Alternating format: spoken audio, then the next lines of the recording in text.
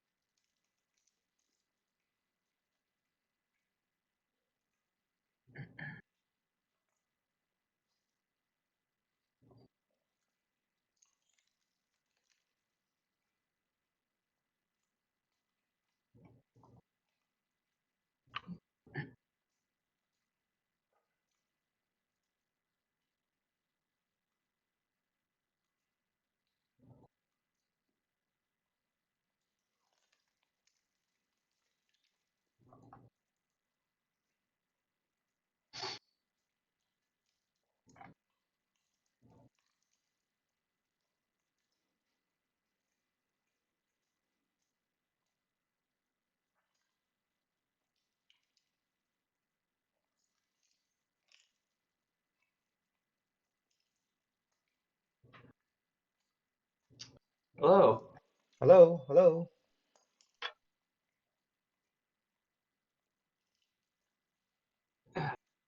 How you doing today?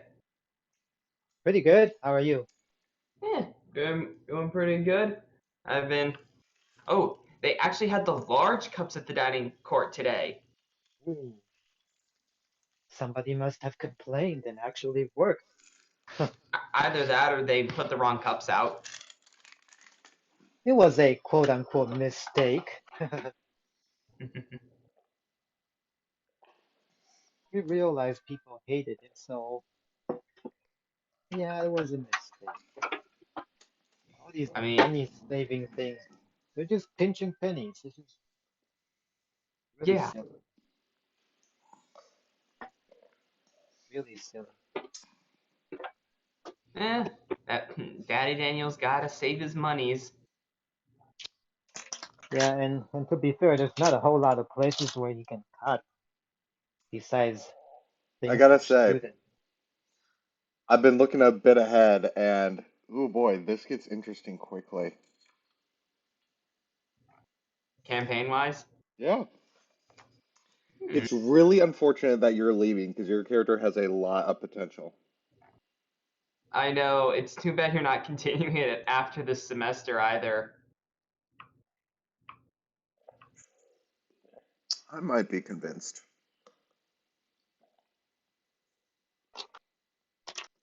Hmm.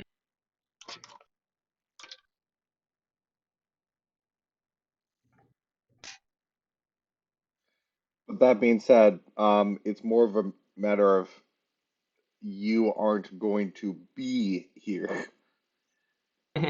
Yeah, for that's the true. part that's important.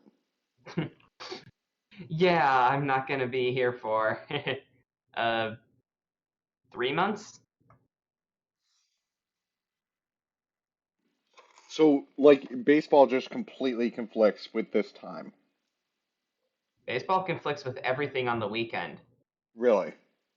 Yeah, we play game Friday, two Saturday, one game Sunday every weekend until the end of May. Wow. That busy schedule. 44 games. Well, because of COVID, we have 44 games. All games must be played on the weekends, and Saturdays are double headers, and Sunday games will start around between 11 and 1 o'clock in the and 1 o'clock. Therefore, my report time will be between 8 and 9 o'clock in the morning. Crazy. Yep. Our last regular season game is the 30th of May. And then if we make it to the tournament, then we'll be playing it easily June.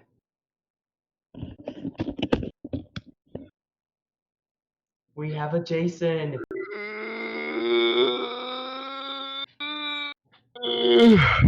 Good morning. There's a page. Thank God. I literally just got up like 2 minutes ago. My brain is still booting up. Well,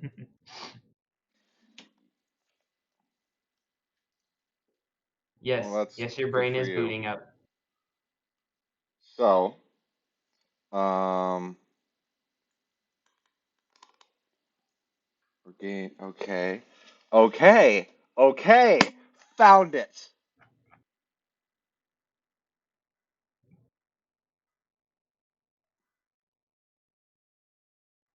Um, temperature.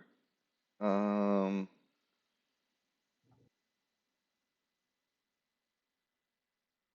okay.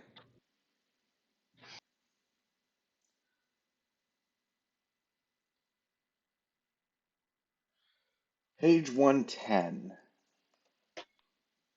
in the DMG.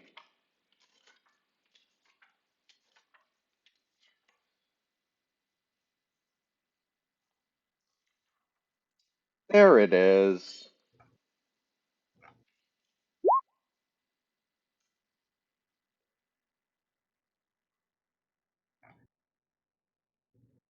Oh, Dr. Chen, do you want me to send you the baseball schedule There has to be some for this year? Sure, augmentations. sure.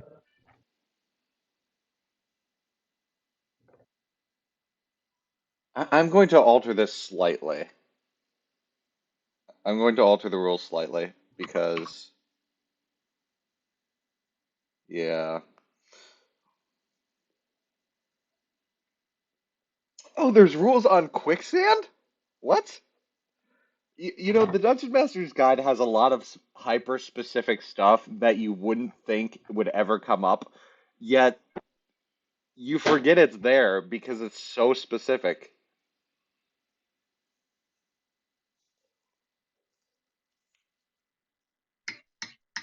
It's funny. All right, just sent you the schedule. You get Yeah, to got it. Will look these at be all the craziness. will these be on TV? Some of them at least. All of them will be streamed on BTN Plus after the second weekend series. The first Okay. two will not be, but then after that, all will be streamed on BTN Plus. Huh.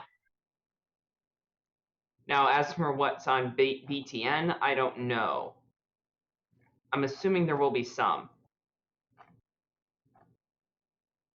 I don't get BTN, but oh, I can look around and find ways to watch it.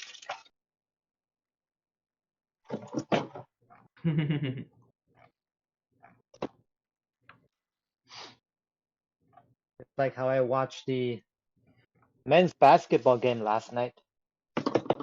I found ways to watch it.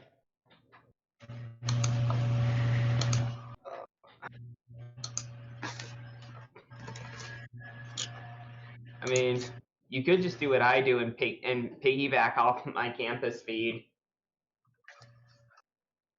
I don't get all the goodies you students get. You're probably too far off campus. Jesus Christ, calm down The with the hell's typing. going My on? God. Put some W40 on that keyboard. Yeah, Gee. but this time I wasn't the one typing. Oh, who was that? Wasn't me. This time I wasn't actually typing.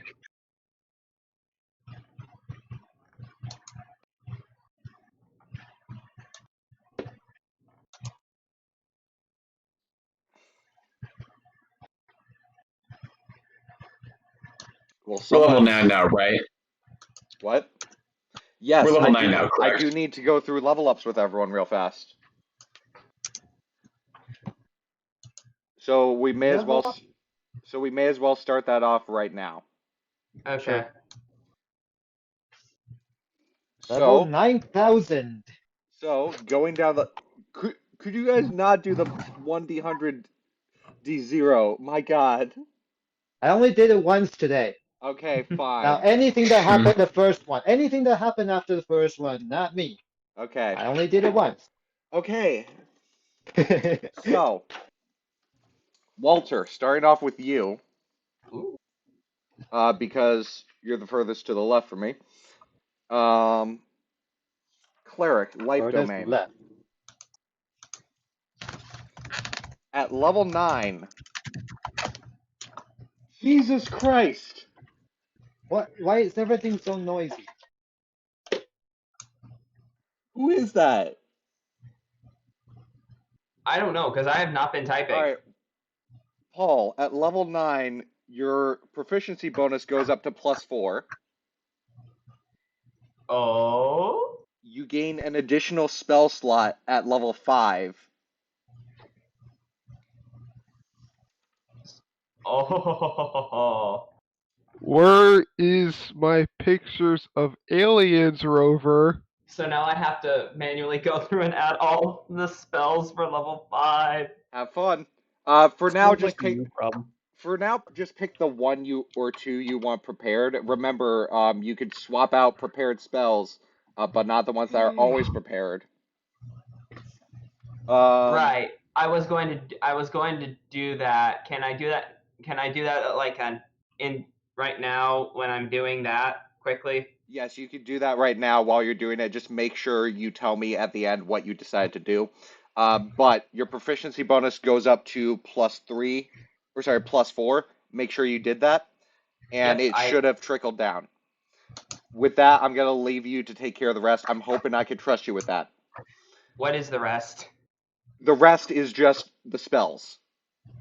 Oh, that's it? Okay, yeah, I can. That's Cleric easy. just improves proficiency bonus and gains a 5th level spell slot. That's it. Okay, yep, I'll take care of that right now then. Next up, the captain. You are a fighter. As a result, at 9th level, your proficiency bonus increases to 4. In addition, you gain 1 use of the Indomitable feat. This feat allows you to re-roll a saving throw that you fail, but you must use the new roll. It is not advantage. This is once per long rest. Are you using this just for exposition? I have my PHP open to that page. Exposition. Okay. But you change your proficiency bonus to +4, increase your, yep. Oh, it automatically does it when you increase your level. Great. Yeah. So go ahead and add it to the features traits. I believe that is your only. Yeah, that's all that happens. Okay, cool. Ted, since you appeared on the left, Barbarian, the one class that I have no freaking idea. Why? Okay, so barbarians get quite a bit. First off, your proficiency bonus increases to +4. Yes. That's number 1. Number 2, your rage damage increases from a +2 to a +3. Okay. Number 3, brutal critical. Beginning at 9th level, you can roll 1 additional weapon damage die when determining the extra damage for a critical hit with a melee attack. This damage increases to 2 dice. For barbarians, this brutal critical die will not be doubled. We will double everything else. Brutal critical die will be additive. Okay. What the hell? Yeah, what's that? Suck. I'm gonna. Who is vacuuming? Who is That would sucking? Funny? Yeah. On to you. Here's where you start needing to make decisions about. I already looked ahead and I made my decision. No, I mean about bolster versus I know. lighten. I can go Because- I already did. Now I can climb on walls and stuff. Yes, you can climb on walls. In addition, your proficiency bonus also increases to +4. I'm gonna mute Auralia until we get around to him. And I think I get 1 more key point. At level 9, you do. Yeah, your key points are equal to your level. Got it. So you have 9 key points.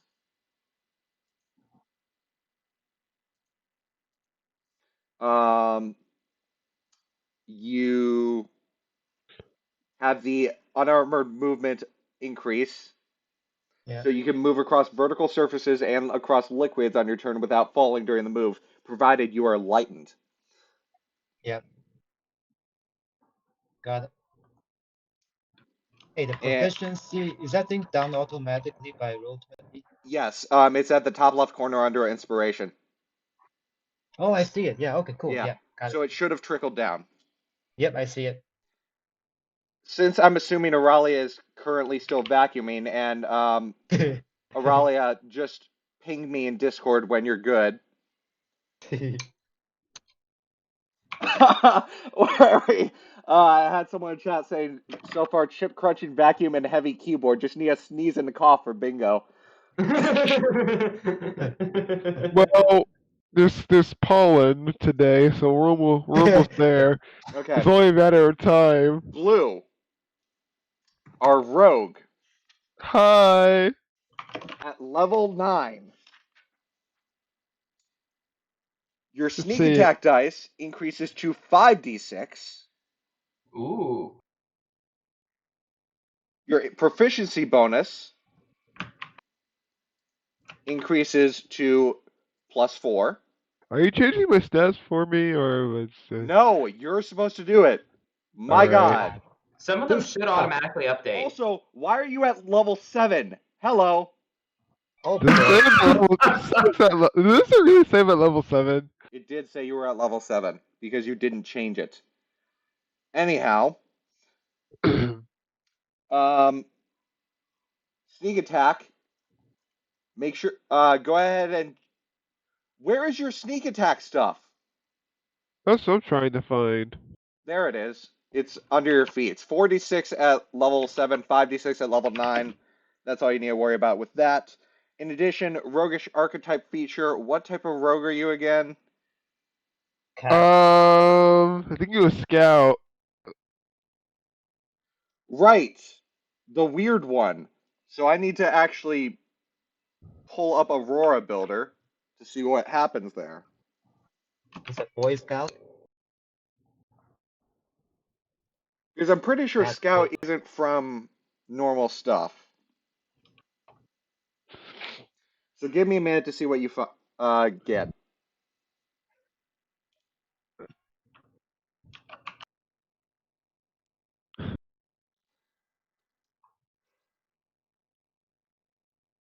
Come on.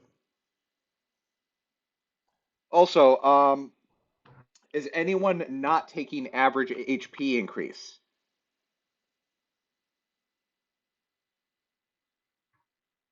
No, I did my average. You're doing average. Walter, average or roll? I'll do average. Captain, average or roll? Average. Sunny, average or roll? Average. Blue, average or roll? Average. I'm not feeling lucky. Okay, so remember that's your average dice plus your constitution. Okay, let's see. What's my hit? My Hey guys, I'm over 100 HP. Good for you. Okay, you're going in head Wait, you first, said it's then average? Johnny. Average as in our hit dice? Average as in your hit dice plus your constitution. Also, you get your hit dice should equal to your level, so you should have 9 of your hit dice for short rests. Yep. Don't forget that. Average of hit die plus constitution. So that's Yes. average of Oh, it's that's in 9, Xanthar. right? So I average a d8. So D8's average is 5. Okay. 5. So it's 5 plus constitution modifier. If it's a D8, then it's check what your hit dice is. It's usually the average and rounds up. So like a D6 is 3, a D4. Well, you don't get a D4. Ooh, I get 7. Sorry, a D6 is 4. A D4 would be 3. A So I get D12 6. would be 7. Okay, got it. Get 6. And then you add your Constitution modifier. Yep, got it. Understood. 47 is Scout. So at 9th level, Jason, Yeah.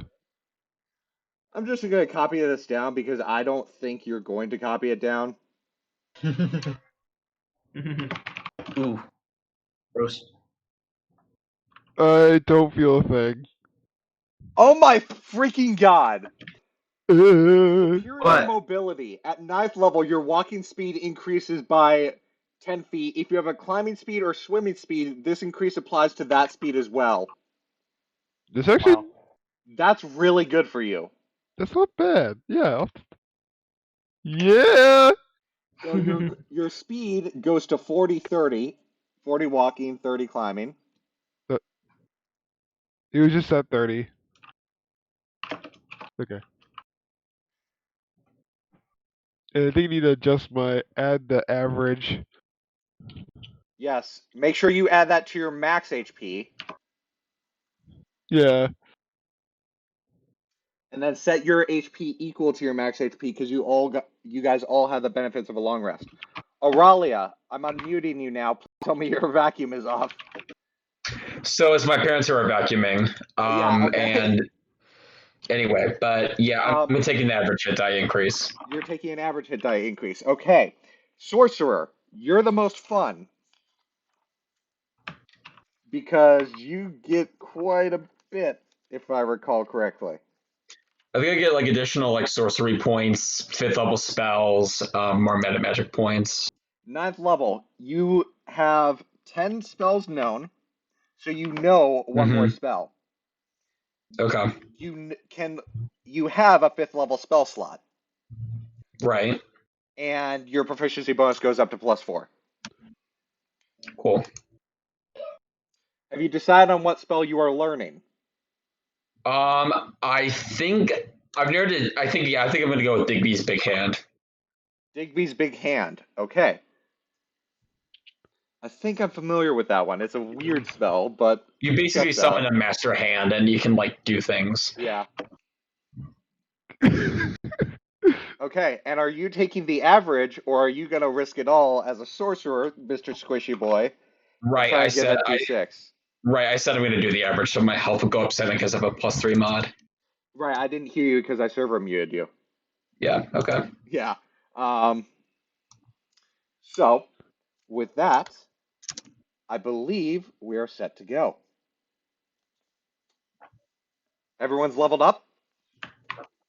Yep. I'm just finishing up with my spells, but yeah. All right. Level 9,000. Yes. So, 51. Okay, I'm good to go. last So I'm now time, faster and have more health. That's great. you guys made your way through the Tomb of Dirterus. You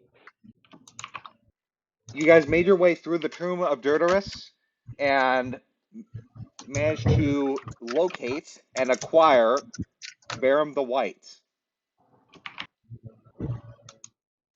In doing so, you... Jesus Christ. I gotta turn you down, or I need to mute you while I'm talking. In doing so, What kind of typewriter is that? you managed to also recover a lost girl who was abducted by the Yuan-ti, and their parents rewarded you with cold gear. Enough for everyone in the party to have some who did not already have cold gear. Make sure that's in your inventory. Also, did you guys distribute loot from last time? No, we did not. Because we were rushed. I don't think we had time. Cool. We'll worry about that later. As long as you guys know what the loot is, it's fine. Hey, I want that poison potion. Cat. Oh Truthfully, god, I'm not dealing even more damage. Truthfully, he's probably the best person for it, with the poisoner feat. Yeah, but still. Hey, Cat, I want that poison potion. Bear in mind, anything that Blue found in that one room is not up for the split. I don't care what you found in that room, but I want that poison potion. Anyhow, you guys eventually, over the course of a week, made your way back to... My God. Made your way back to... This is a train wreck. Just noises everywhere distracting me constantly. You guys made your way back to Waterdeep with Verum in tow, all the while putting up little resistance, but giving Blue some weird side eyes. Just keep walking.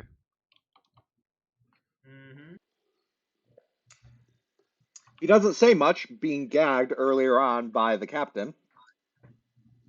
Thank you for doing that, by the way. We miss you. And you guys eventually arrive back in the city of Waterdeep. I should get my fur done.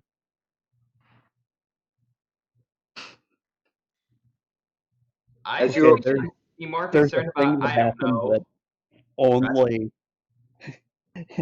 that only Knoxville here knows, but there's a reason that that's a really freaking hilarious statement.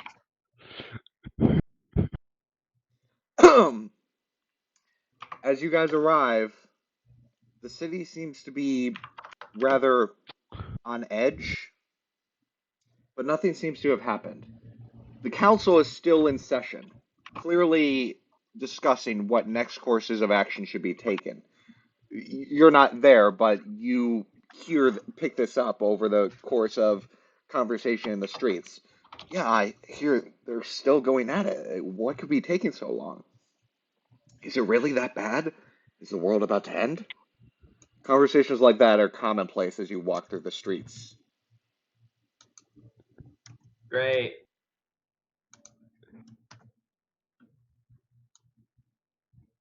How do you wish to proceed? Well, we need to get this sack of shit to the council, probably. Yeah. Okay. Let me pull up my PDF for Waterdeep. That is the one thing I forgot to pull up.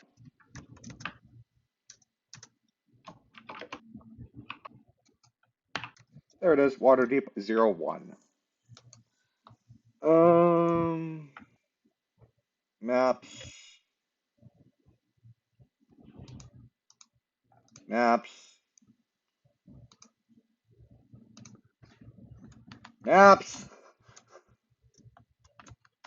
Ah! Question: who is typing so loudly? I have no idea. Using a typewriter.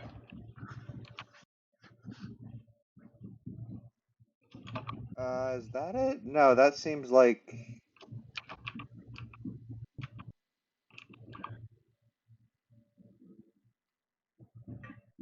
There it is. There's the castle ward.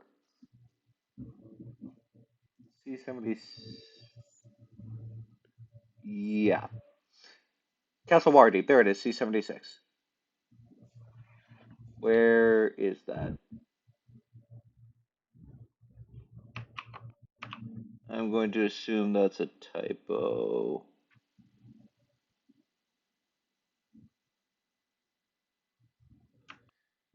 What the heck is going on there? I can't find 76 on here. This map is huge, by the way. It's alright. Whatever. You guys make your way to Castle Waterdeep. I'm not gonna harp on this too much, and we'll just get going. You guys make your way to Castle Waterdeep, where the council appears to still be in session, and you are halted at the front. I'm not saying anything. Good.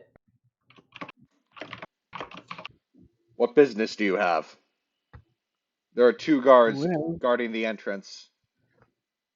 The council is in session. yes, Members and are very they busy.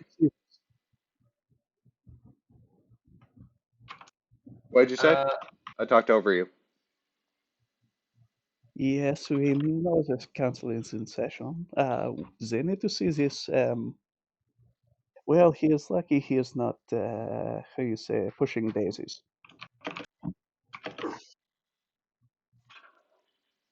Indicate the wizard that we captured. Or baron, whatever. They're Whatever. Dwarf caster he is. man. they Look, quickly all take magic is from they my quickly perspective. take notice of the dwarf's purple robes and are quickly put aback. They rolled well enough to where they're well aware of what the wearers of purple are, and they're like, "Is this? Come We? with us. Yes, yes, Come it with is. us. Come with us." And they Okay, escort. Roxville is just Yeah, carrying him on the probably. end of his spear. You don't need to. He's walking along. Oh, I thought Okay. we had to do hogtied. We do. Yeah, no, I've hogtied his ass. So they're What just looking at this hogtied guy in purple robes, and they're like, "Is this actually? This guy looks pathetic." Yes, he is. See, there's two people who we got from the dungeon, right? One was already returned to their mother. Yes. Okay. Yeah, the girls back home. That's why. Well, that's That's- why y'all have fucking winter gear. That's why you all have winter gear. Yes. Okay. Whew.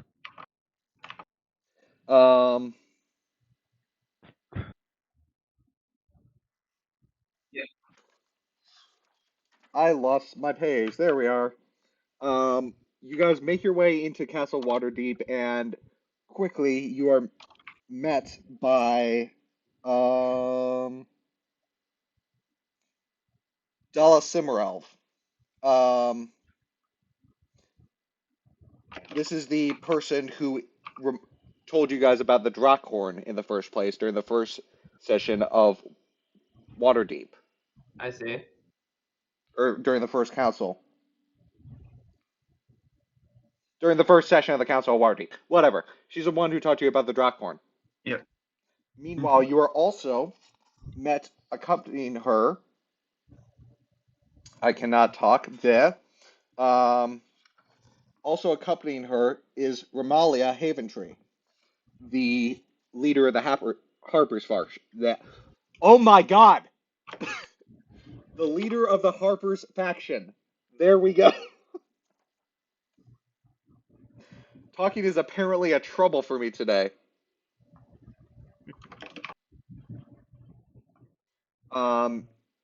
Obviously, Walter recognizes her as a very important person in the Harper faction, and you accompanied her to the first council. I give like a subtle nod of acknowledgement. Mm-hmm. So, you were the folk who decided to make your way to Forestcar Bridge after Verum. Did you have any luck? They've yet to see Verum behind you. Monsieur Knoxville, put down the luggage. Knoxville just tosses him off the spear. And you see him sort of grunt in pain, but it's blocked by the gag. He seems to have suffered multiple levels of exhaustion from not eating properly. This I does don't make know. me. He seems to be on death's door. You priest, keep him from dying. Very well. Alright, how bad is he? It's not something you could heal with a healing spell. You guys haven't fed him for 4 days. That's 4 levels of exhaustion. I see. I thought we already gave him. No, No, we we gave him some food. When we did didn't. you ever say you gave him food? We did not give him food. When I took him off No, we did not give him food. You we never just gave him food. You tied him up and gagged him and dragged him then why did I along. get rid of all this? Then why did I get rid of all my rations? Because you ate them. Yes. No, I had 8, and now I have 2. Just a very hungry man. I think Because you ate them. I think you took everyone took from your rations is what happened. Yeah. If I'm recalling correctly. Okay. But you guys Yeah, did we not also- feed him. Yeah, we didn't. We gave him water to make sure he didn't like dehydrate, but we didn't feed him. Okay, I don't remember why you guys took from my rations though. You decided it would be easier than everyone taking from their own for some reason. I didn't though. That's what I remember. That's what we did. Johnny, you Anyhow. don't even remember what even happened a week ago? Anyhow, we're going to No, I continue remember what on. happened a week ago, but I don't remember that you guys took from mine. We're going to continue on. Ah. Now we can buy 14, more You later. guys did not feed him, and he looks like he is barely conscious.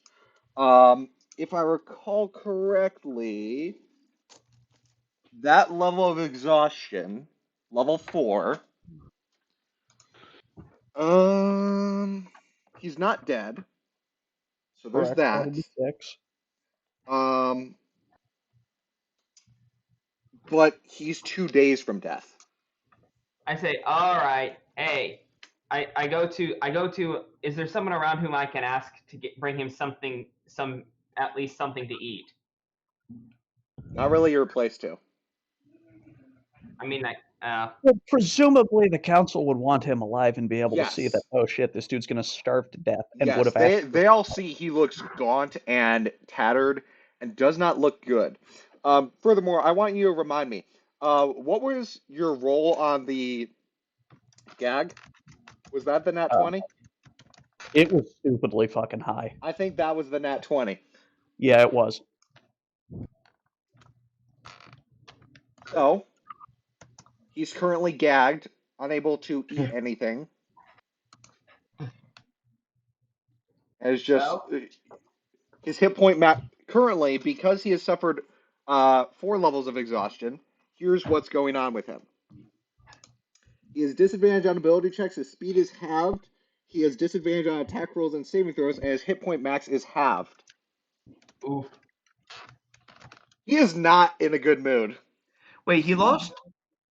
He went through 4 levels of exhaustion Yeah. after If 4 you days of do- not eating. If you don't Yes. eat in a day, you suffer a level of exhaustion.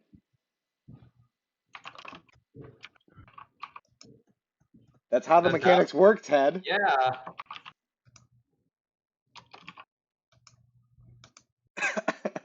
You seem to be shocked by the fact that, yeah, going 4 days without food will exhaust you. I mean, Yeah, 4 but days, 4 yeah, levels one, kind of seems a bit off. fine. But No, whatever. It's 1 level per day. That's how the game works. Yep. I get that, but that's starving after 5 days. Starvation. He also hasn't Weak. bathed or had Yeah, any. we hogtied him and just left him You like that. hogtied him and dragged him across the ground. Okay. Of course he's going to be. He's a Tiamat cultist. Who gives a shit? Fair point. That being said, you hand him over to Ramalia, Haventree, and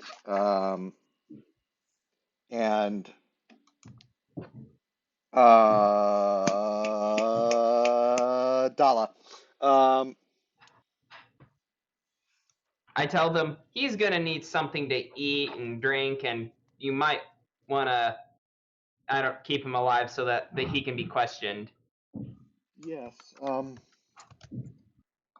Surprising that you managed to bring him back alive. Where exactly was he? What was he doing? Well, we know where we found him in. It was Well, the. we knew he was going towards Boriskar Bridge, but beyond that, What was it? What was it? Whose tomb was it again?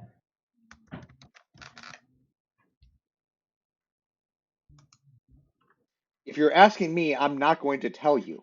I'm asking the party. I know you won't tell me. The party remains silent, apparently. We found him. We found him in a. We found him in a burial tomb. As for what exactly he was doing there, we can kind of guess what he was trying to do, but we can't be 100% certain. We What do you? think he was there trying to gather some knowledge that the deity of the tomb had to offer. What kind of knowledge? Where the white mask of the dragon What kind is. of knowledge? The White Mask. And did you find any information about it? Unfortunately, no.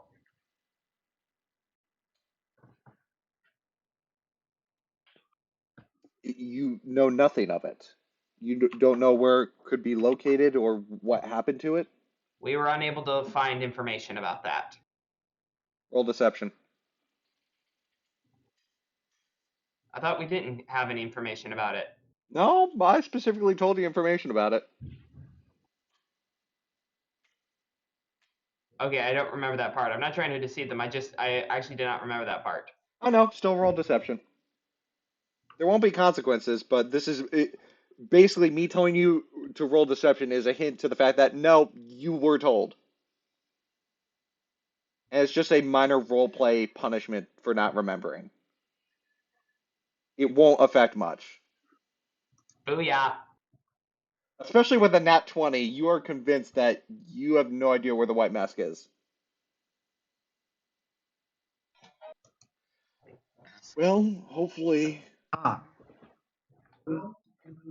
hopefully by questioning him, Mm. we could determine what happened to it. Thank you very much. Feel free to rest in town if you so choose, or we would we would love to have further assistance from your group. What do you guys think? You guys up for another day in hell? Let me restart. Maybe actually restore my health. You are all living far more comfortable lives than usual.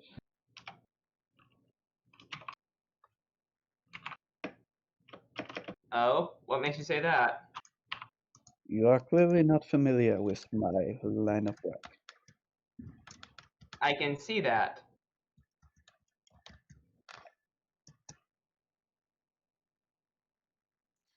Well, if you are willing to assist us further, this is Dala speaking up, by the way.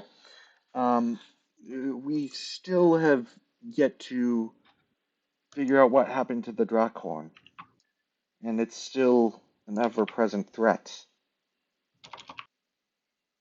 You might be able to take a look into that. Well, the last known location for the Draakhorn is the Sea of Moving Ice up in the distant north. Ooh, No, I like that. however, due to the powerful magical nature of the Draakhorn, so no one can just pinpoint its present location. Furthermore, it echoes so loudly, no one can pinpoint it from the sound or verify with certainty that it's even still in the Northern Sea in the first place. But given what we know, the search must start there. Very well. The one person who might be able to tell us more is a tiefling sorcerer named Makoth the Crimson. Unfortunately, no one alive knows more. Sorry, not unfortunately. No one alive knows more about the Draakhorn than her, but the Arcane Brotherhood, of which she is a member, hasn't seen her for years. Coincidentally, she was also investigating the Sea of Moving Ice when she disappeared. I see. Perhaps, if you're fortunate enough, you may run into her.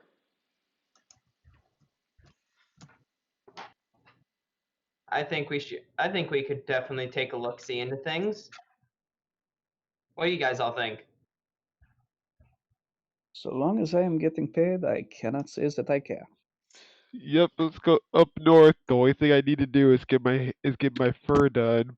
Well, adventurers as you are, you guys are always welcome to whatever treasure you accrue along the way that isn't specifically being requested to be brought back.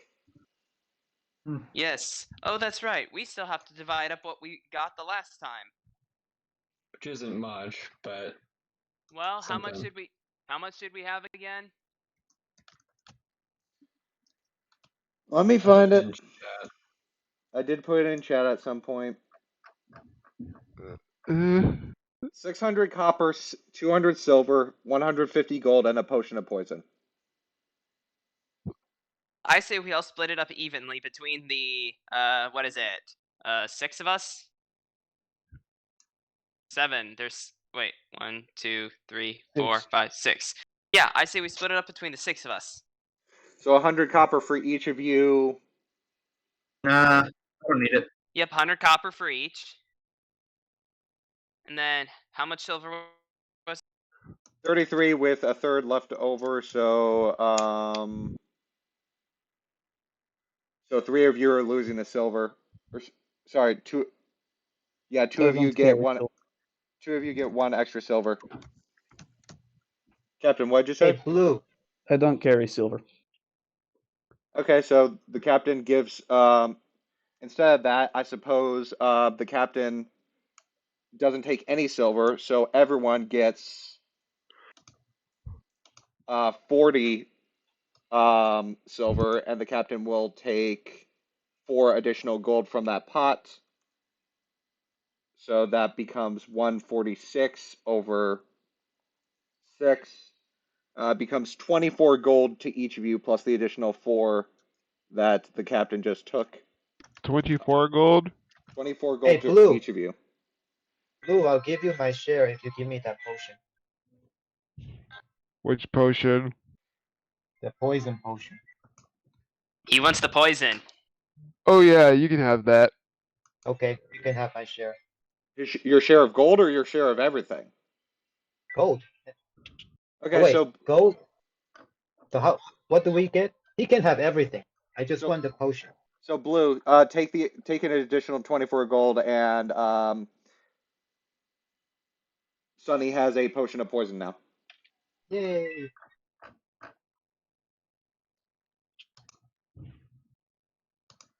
I have 84 gold. I'm pretty sure the Awesome. potion. I'm pretty sure the potion is worth a heck of a lot less than the amount of money he just gave up. Definitely Well, not. Anyway, I'm I eating got a what I tiny bit want. of it. I So- got what I want. Well, it's late at night. Perhaps you guys should all rest for the evening, and we can potentially set you up with a means to make way. Is it Friday night? The Huh? the best and most suitable ship to make its way to the Sea of Moving Ice is the Frost Skimmer. Or can we just ride on the turtle's back? Well, don't we need to find some food and a place to stay for the night? Yes. Tavern. Is it Friday night? No, it's Thursday. Thursday. We gotta go to the tavern. Well, we just got a whole lot of monies. Why don't we go spend it? Mhm. The tavern. Yep, get some good sturdy water. Do you want to die of dysentery? I'm a cleric. I'll just heal myself really, I'm- afterwards. Okay. Besides, alcohol tastes weird.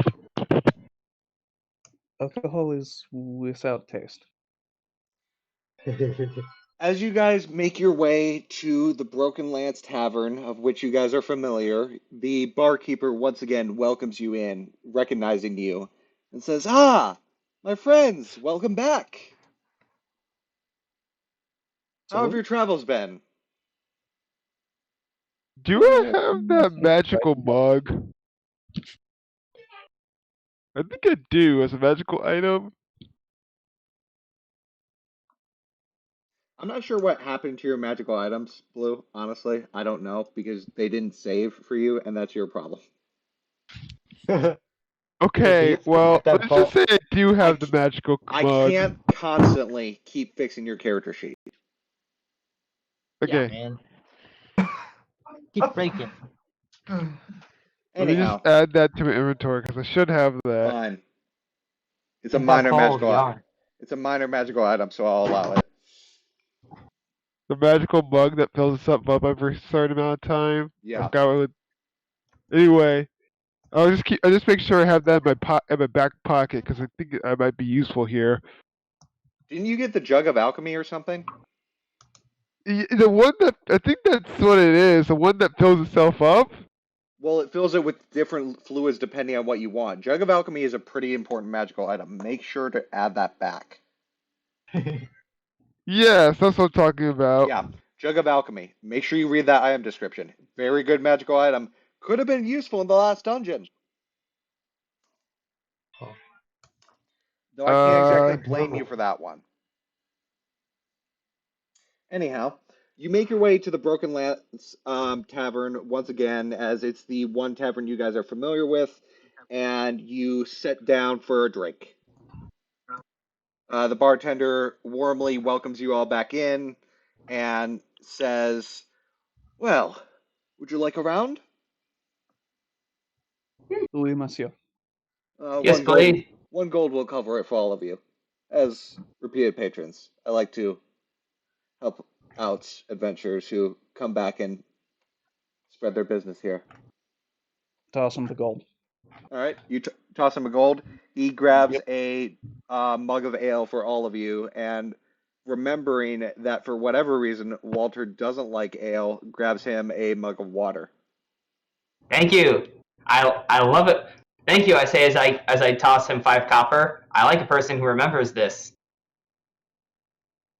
I try and remember familiar faces, and admittedly, Broken Lands isn't that doing that well for business, so it's easy to remember my customers.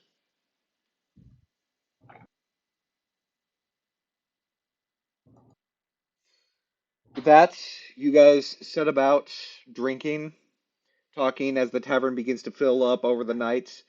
Lots of merriment is had. There's a bunch of people hanging about. Off in the corner, you see 2 dwarves partaking in arm wrestle and several other patrons betting on who will win. One side of the room cheers as the other just starts breaking out in anger at the loss of all their money. Um, on the other side of the tavern, there's some gambling occurring with a series of card games and dice. There's a bunch of bitter tears and then uh, shouts of excitement as the flop is played. And then as the river and turn comes about, the expressions shift across the room as the somehow the odds completely changed. Um,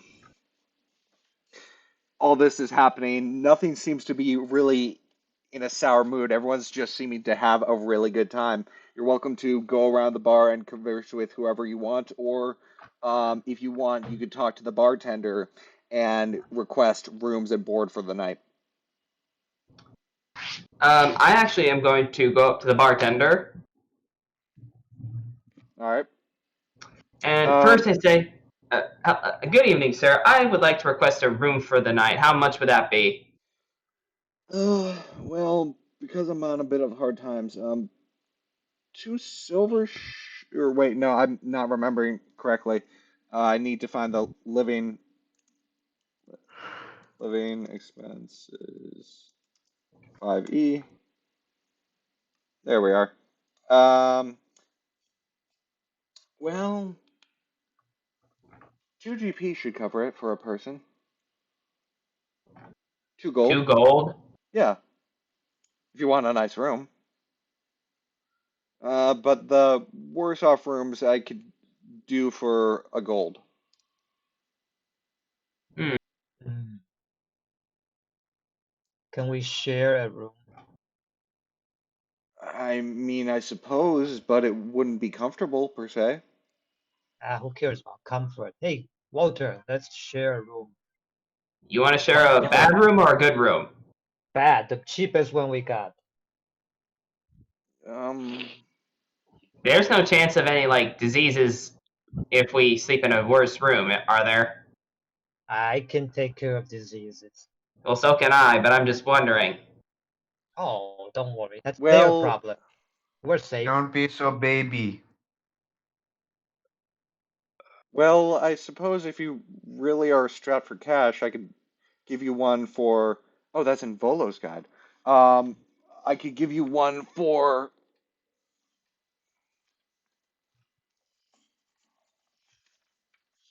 Where is the freaking? God damn it. That is Beholder. I don't want Beholder. Don't give me Beholder.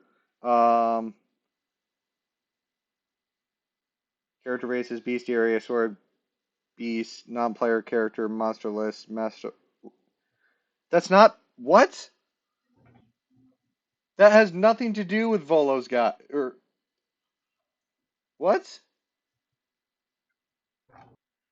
How does that have anything to do with Volo's guide? Hello.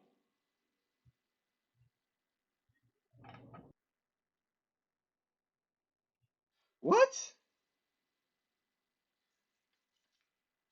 Sorry.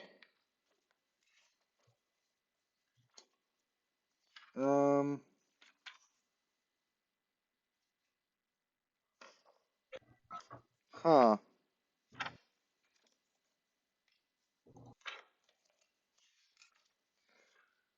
I could give you guys one for if you're really strapped for cash, I could give you guys one for 2 silver, but it's Ooh, 2 silver. not.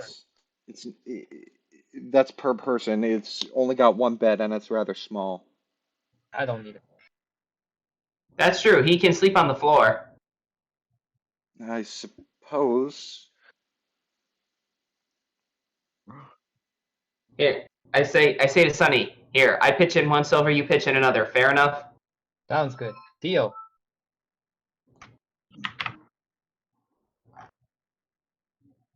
Alright, so we each hand over 1 silver to him.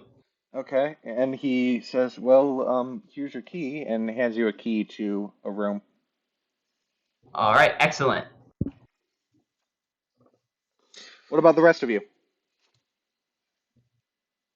I'm done Johnny's with gonna start leaving. Leaving where? presumably Towards the maybe- outskirts.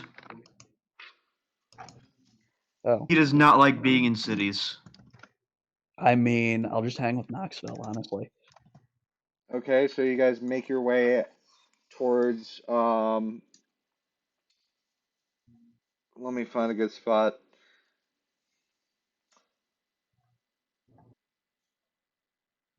Okay. You guys end up so Waterdeep is a massive city, and you guys quickly get lost in the middle of it. I want whoever's leading the direction to make a survival check. Okay, Okay, I got so it. that would be me. Oh, Okay. Wait, I can help him. No, whoever's directing it, because you're wandering aimlessly, as far as I'm aware.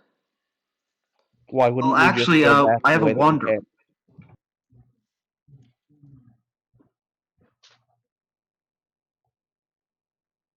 Yes, however, you haven't been here before for longer than a day. I'm going to say for Wanderer to kick in, you need to have been here for a while and traveled about town. Okay. Furthermore,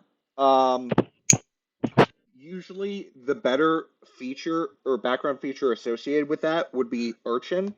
It has a more applicable thing, and even with that, I require someone to stay in the town for at least 2 days to get an idea for the back alleys.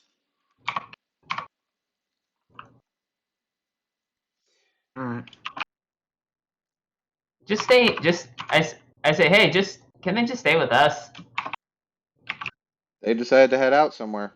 That's their call. Okay.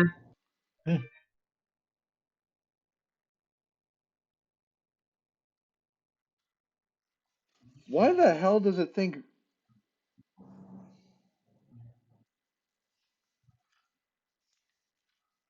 Whatever.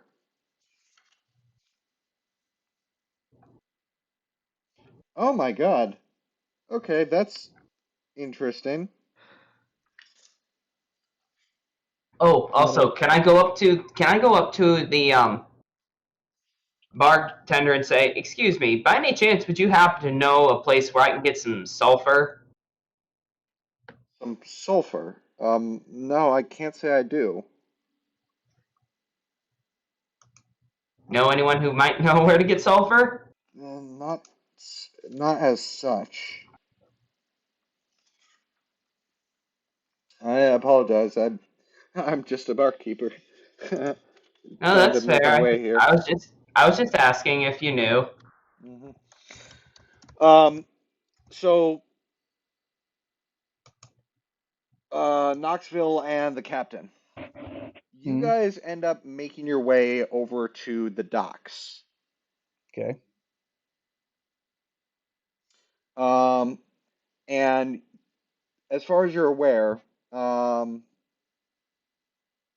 no boats appear. Most of the boats are moored out a bit at sea, and Okay. you guys just sort of see a couple fishermen coming in and out as you watch the waves crash on the shore.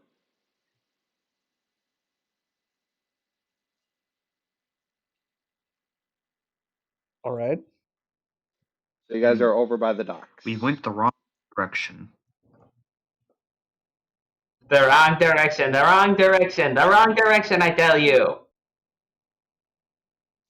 Unnecessary, but okay. I'm going to add a reference jar if you keep making these jokes, Paul. I swear to God, I will make you pay for every reference you make. Blue, what are you doing?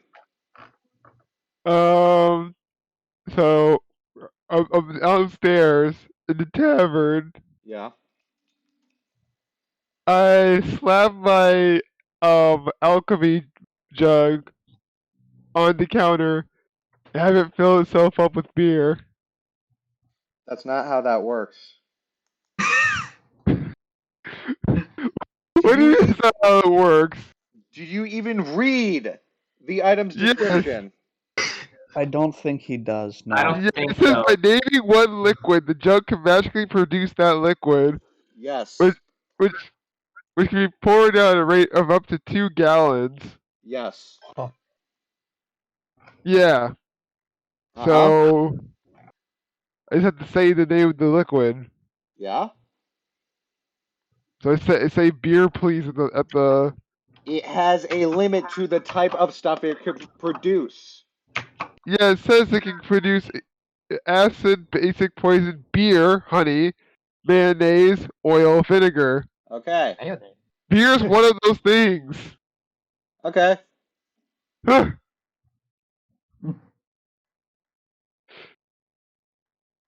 Well, there you go. It Uh, produces some beer. Anyway, I go ask the bartender, hey, do you know where I can get my fur done? If he doesn't know where to find sulfur, I doubt he'd know where you can get your fur done. Oh, it's very easy to find a groomer. Haha. Does the bartender even notice me? Yes, he notices you and says, as you can see, I'm not a tabaxi nor someone who really needs to worry about managing fur. So perhaps ask someone else in town who is more likely to have that knowledge. I look around for another tabaxi in the tavern. There is not another tabaxi in the tavern. Okay. Not tonight, Okay. anyway. Well, I'm like, hey, look, I need to go and see if I can find some sulfur. Why don't we go walk around a little bit, see if we can It is find late what at you're looking. night. Oh, it's night. Well, Yes. That's the point. time for bed, everyone. Yep, bedtime, I guess. Sunny, you ready to go? Let's go into our room. Which, by the way, no one else has gotten one. Yeah, no one else has gotten a room yet. Illegal lodging. I guess I'll buy one. How much? How much did? 2 silver for a common room. Okay. Who else needs rooms? I need a room. Anyone You don't else? know where the captain and Knoxville went to. Okay. Okay. I guess I'll give 2 silver to the innkeeper. Okay. So you get a key in return for the silver, and he thanks you for your patronage. Cool.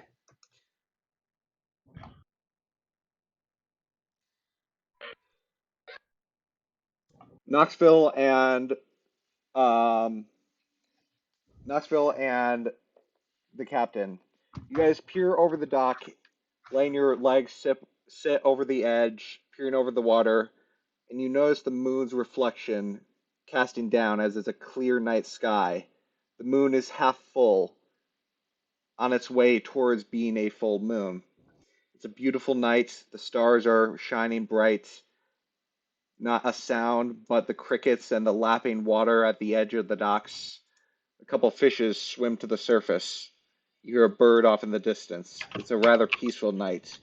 You feel you could fall asleep here, however, perhaps it's best to go to bed for the night. Somewhere a bit more accommodating. You know you need to make your way north, but from what you're aware, Knoxville, the sea of moving ice is a distant travel, and there are few boats that are able to make the journey to the sea of moving ice and come back unscathed. You think it may be best to seek out a means of transport, maybe requesting aid from Dala Simarelv, seeing if she could help arrange transport. Roll a history check. Which one? Okay. Johnny or Not Captain? Johnny. Okay. Not 20 on history check. You recall a famous History ship. channel. You recall a famous ship well known for its travels to the distant north and capabilities of braving the glaciers and moving ice flows of the sea, called the Frost Skimmer. You know it is a legendary ship, and you think it is perfect. You would love, more than anything else, to get on that boat and acquire travel on the Frost Skimmer to the Sea of Moving Ice. And you think it might be possible if you could swing it properly by Okay. Dahlia. But again, it is late at night. That's a conversation for the following morning. What do you two want to do? Find somewhere vaguely sheltered and just collapse and just crash there. You don't want to go back to the inn? I'm a mercenary. I've slept in worse places. True. I don't like being in the city, so like anywhere that's less urban is good with me. True.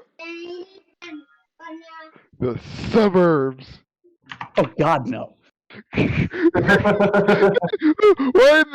in this time period? Why are there all these cookie cutter houses in D&D? Okay. I'll So stop. what kind of place are you guys looking for? Sheltered from the wind, not likely to have someone show up, no clear signs of pimping. Roll survival check.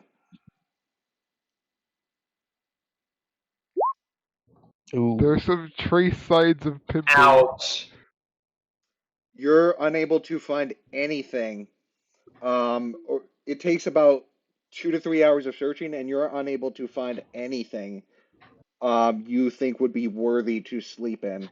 If you keep on searching longer, you may find something, but the Can I odds help? of getting a long rest are going to be slim to none. No, you cannot help with a natural one on the survival roll. You should have just come back to the you know inn. what? Nah, I'm using Indomitable. That is That'll not help. a Indomitable only affects saving throws. This is not a saving throw. Very well.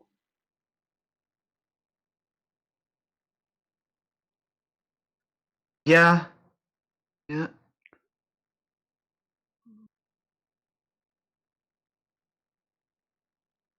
What do you choose to do?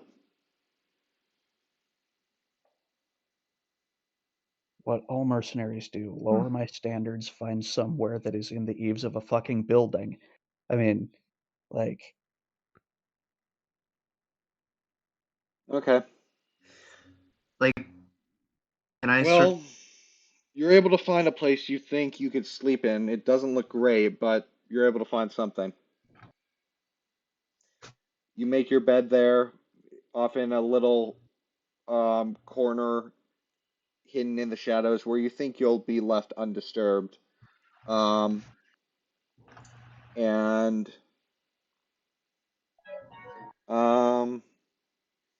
you sleep.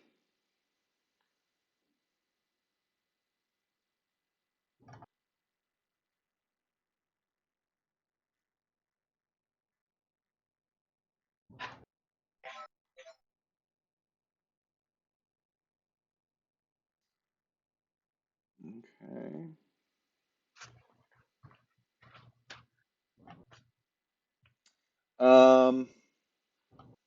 Okay.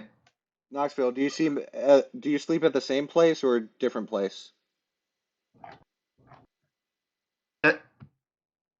23 is mine. Oh, I thought you were traveling together. All right, then you're able to find a I would place that assume you that we were. Whatever. you're able to find a separate place that you find comfortable enough. Though you're not really as used to it, but whatever. You're able to find a place. Mm-hmm. Both of you gain the full effects of a long rest that night. You do not gain any levels of exhaustion. However, the captain, you realize the following morning that, yeah, this was a very seedy place and it probably wasn't best to sleep here. You lose 5 platinum and 10 gold as someone managed to rob you in the middle of the night, leaving no traces. Oof. No.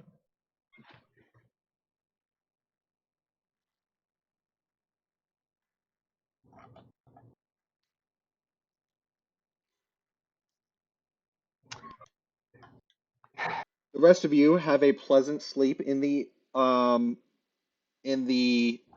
Broken Lance Tavern and wake up the following morning. Knoxville, you find a rather comfortable place to sleep somewhere near the docks, falling asleep to the crashes of the ocean waves. And in the morning, you're awoken by some sailors as they manage to almost trip over your foot while they're carrying some cargo onto a ship that had been pulled into port. They give you a bit of a glare as they just sort of shake their head and ignore you, moving on with their job. Kick their ass. Okay, so as Johnny wakes up, he's going to ask one of the sailors if he knows where the frost skimmer is, or if it's in the dock. The frost skimmer. It's probably returning from a previous voyage, but there's not exactly a reason for it to be here at the moment. Why you ask? I need a ship to get me up north. Huh. Well, I'm just, and one of them just sets down the box they were carrying. Well, I'm just, I'm making my way to go out fishing for the day. I'm not exactly the person to ask, nor the person to arrange such travel. I just fish for my family and come home at the end of the day. I get you. I get you. If you excuse me, I must He be goes. going. Yep, see it. He goes. He tries to find the harbor master. Okay. Um, with little difficulty, you're able to locate the harbor master. He seems to be a dwarf um with one of his arms replaced with a prosthetic, not a hook, but almost like a trident. Um, Cool. Okay, so he's got the fork hand. he's got a forehand, yeah. Um, as he appears to be, you see him in a little hut near the docks, looking over the ships and writing some stuff, taking notes, filling out certain documents, and he quickly notices you and climbs down from his chair. Can I help you? Yes, I'm looking for a ship to take me north.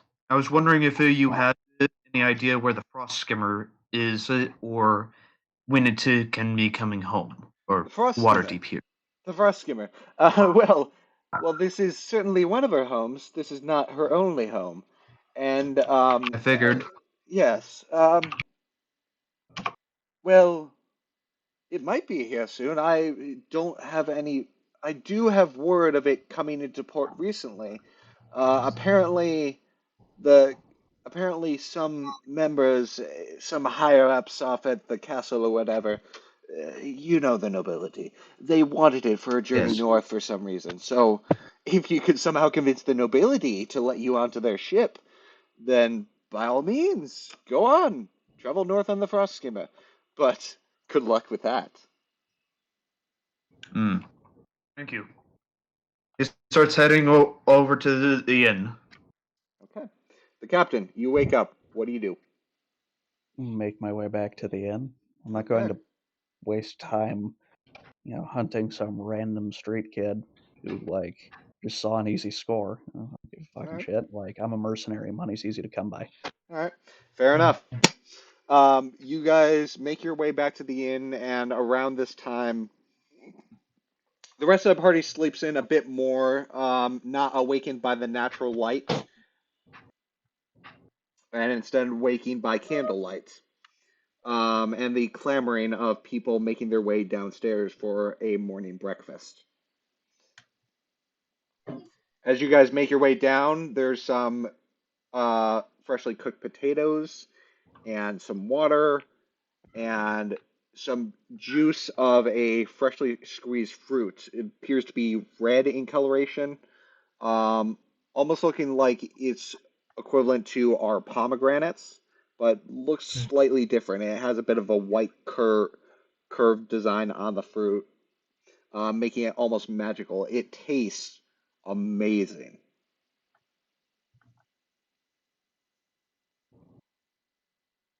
And as you drink the juice, it just makes you love the potatoes that much more. It just blends together perfectly. You guys finish your breakfast, and around this time, Knoxville and the captain seem to arrive at roughly the same time.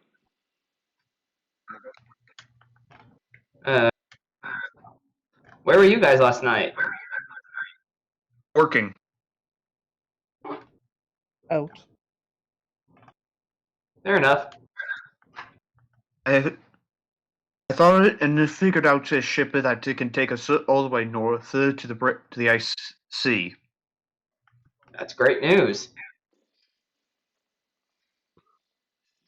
Now all Well, we need to do is go talk with some nobility about getting on their boat, as it were. that's not great news.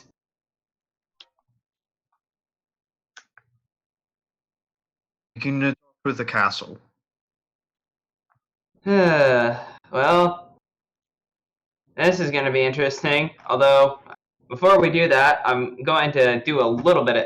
I'll need to get a few things before we leave.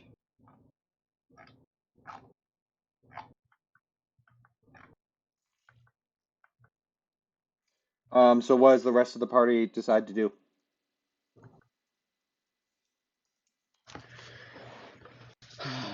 I would think Could that we go should ahead. we should go to the castle and, like, you know, Above board, trying to clarify, why do you need sulfur? Okay, so I was originally going to use it because it was required in one of the spells I was going to use. Yeah, okay, figured. But then I changed my mind right afterwards, and I was like, no, I'm going to choose a different spell instead to prepare. Okay. Well, as a cleric, your holy symbol deals with any material components. Unless it says it consumes the sulfur, you don't need it. Oh, yeah, it does. It does consume the sulfur? Yeah. What spell is this? Flame Strike. Although I decided not to go with it after all. I'm going with Mass Cure Wounds instead. No, it does not say it consumes the sulfur. It Really? I says thought it did. what it says is verbal somatic material, pinch of sulfur. If it were to consume it, like resurrection, the material components would say a diamond worth X, which the spell consumes. Okay. Well, I decided to go with another spell. I decided to go with Mass Cure Wounds instead, and I still need to make a stop by my... So, for example, with the 7th level spell Resurrection, components are visual, somatic material, and a diamond worth at least 1,000 GP, comma, which the spell consumes. In that case, you need the diamond. Right. Okay, now that makes sense. Mhm. But I still need to make a stop by the Church of Bahamut. I'm out of holy water. You can make holy water. But fair enough. So, while the rest of the party makes their way to um,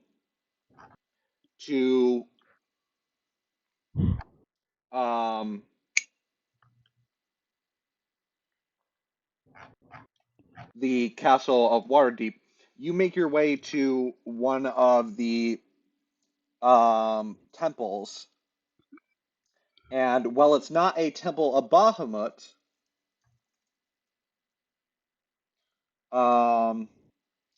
you make your way to the Temple of the Good Cheer, and they do recognize you as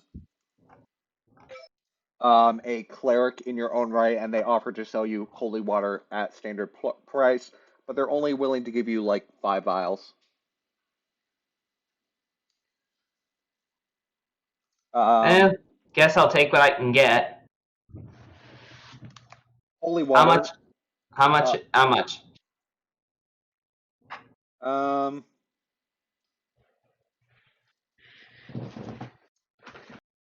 gonna say they give you the materials to make it. So for each for each holy water you want,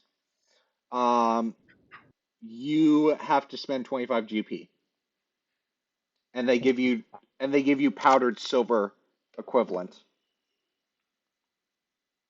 Okay, so they're just basically giving me a do-it-yourself holy water kit.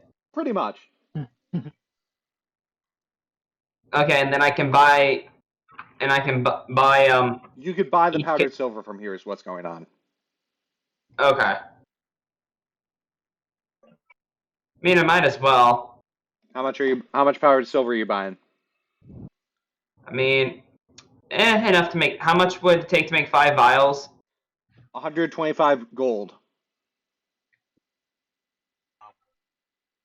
That's expensive. Each holy Well- water requires 25 GP worth of powdered silver. Yeah, it's not cheap to make. Okay. Well, I will. I hand over 1 platinum and 25 gold. That is not how that works. 1 platinum Really? is 10 gold, not 100. Oh, that's right. Platinum. Ouch. Crap, then I don't have 125 gold. Why do you need so much holy water? He really doesn't. He just wants Maybe it. I'll just get 2 vials then. All right, so 50 gold. Alright, so I have. Alright, so that's 50 gold. Yeah. Alright, I will hand over 4 platinum and 10 gold. All right. They give you 2 pouches of powdered silver, and they give you glass vials to put them into to perform the ritual with. Alright. So basically, I will- a do-it-yourself holy water kit. Yeah. Yeah, I like that description. Do it yourself holy water kit. Well, it fits.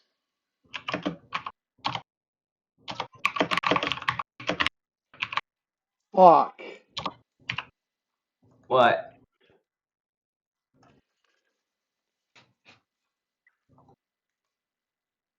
Somehow, there's a tear in my Rise of Tiamat book, and I'm miffed now. You Oof. have been terrorized. Oh. Oh. If you want to spend 50 books to replace it, by all means, make as much jokes as you want. I slowly back away. How long Even again does I'm it going take to to? call you out for having no fucking chill. You can take that to the bank. Okay. How long again does it take to perform the ritual? An hour, and it takes a spell slot. Well, Anyhow, so you make your way to the castle of Waterdeep, and again, there are guards standing at the entrance.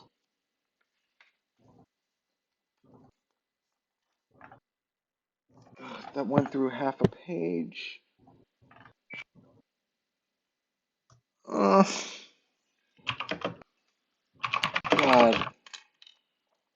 All right. So you able to make your way to Castle Waterdeep, and you're greeted by Dala, who happens to be walking in for the morning, and she greets you. Good morning. I can't quite remember your names. I'm Walter. Right. You were with the Harpers, yes? Yes. Can I help you with something? And I point to Johnny and I say, he'll explain it. He'll explain it. And she just looks over to the barbarian. Johnny? You guys kind of cut out for a second there. You have the Oh. floor. So who's in charge of the frost skimmer? The Frost Skimmer? That would be their captain. Why? Well, we need to get on that boat. Funny you mentioned. But That's actually the boat we were planning on recruiting for adventurers who wanted to go up north. But it won't be here for another day or two. oh, Yeah. wonderful. Another day or two? Yeah, we were gonna tell you guys when it arrived, but we weren't sure that you were up for the journey. We also needed to see about acquiring gear for equipping adventurers heading up there. After all, it is rather frigid up north.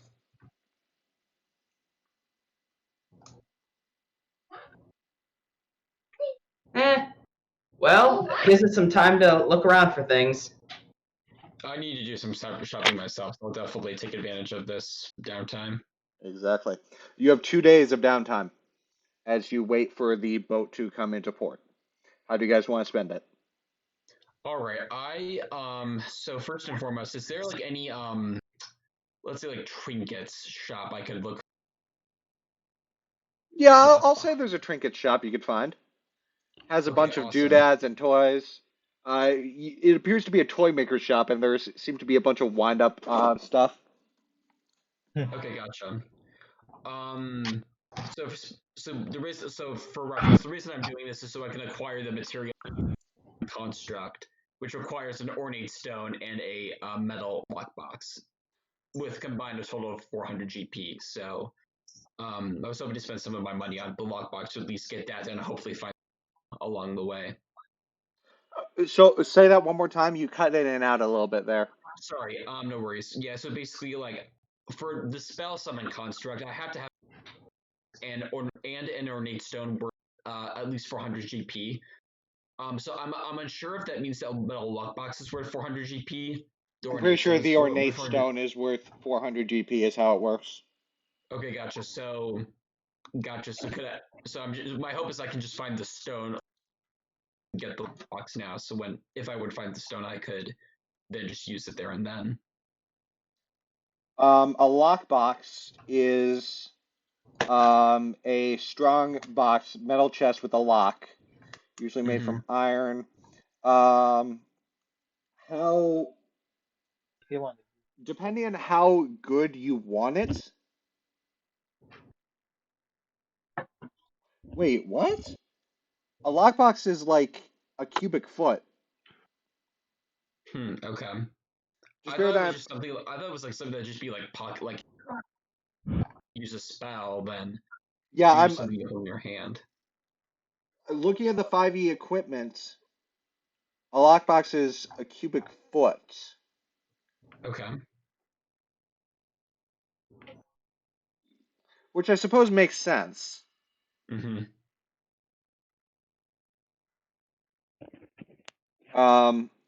And depending on how much you want to invest in the lockbox, it could have varying DC to open it with a lockpick.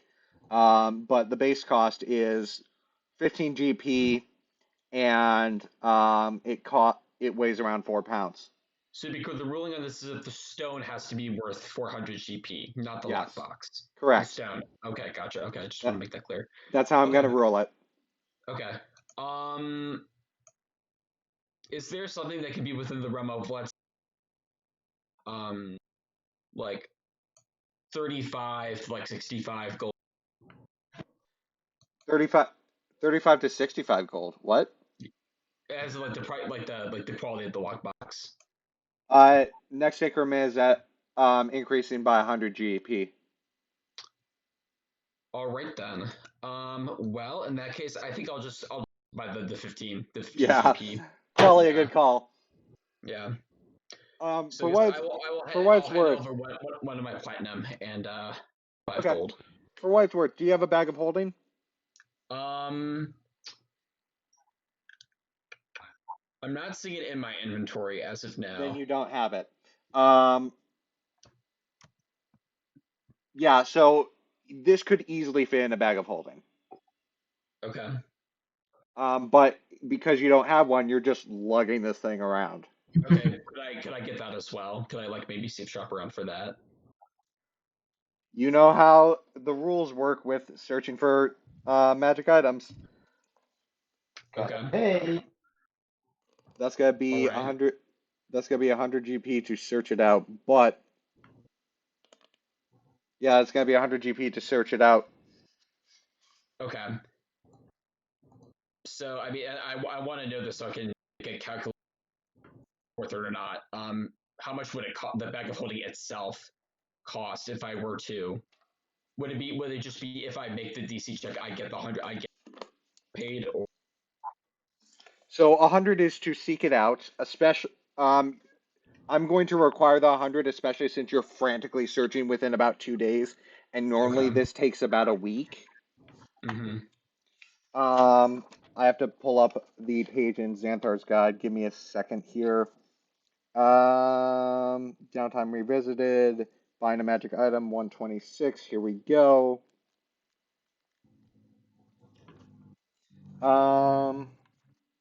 Here we are. So, bag of holding is a uncommon magic item.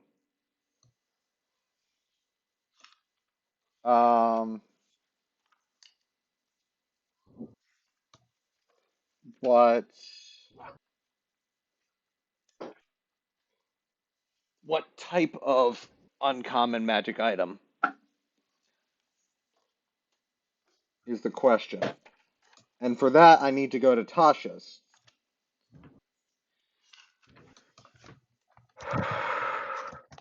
Sorry about this.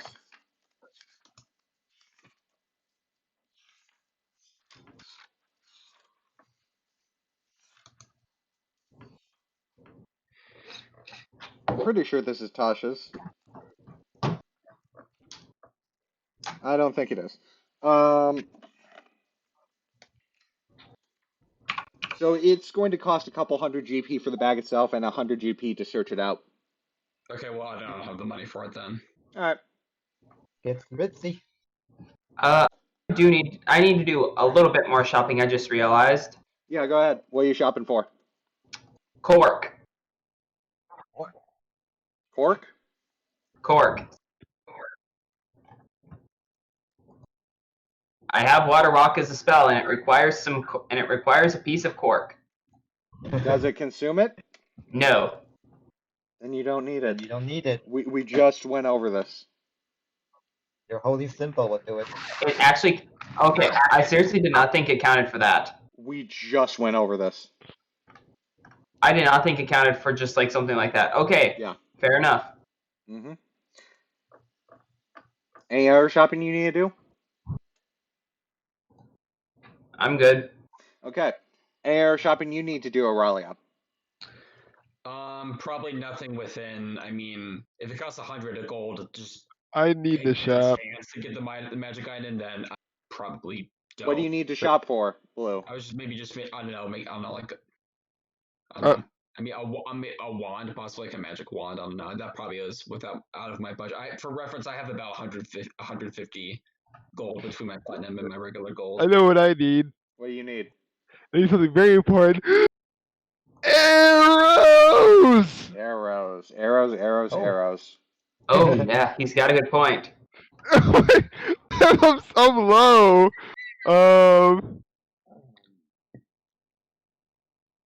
Or a better ranged weapon. Just go for the arrows right now. You probably don't have the money. Yeah, how much does it cost for like 20 arrows? Wait, I should replace my darts too. Darts should be in the same place that the arrows are sold, right?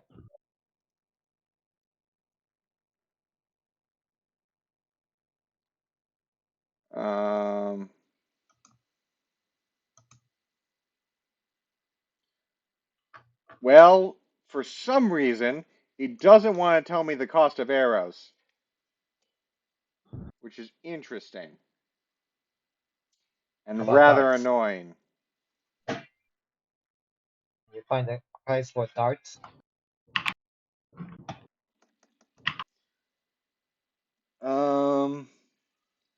Arrow cost 5e. Is it just a regular dart? Oh, right. It's so for 20 arrows, it's 1 GP. Yeah.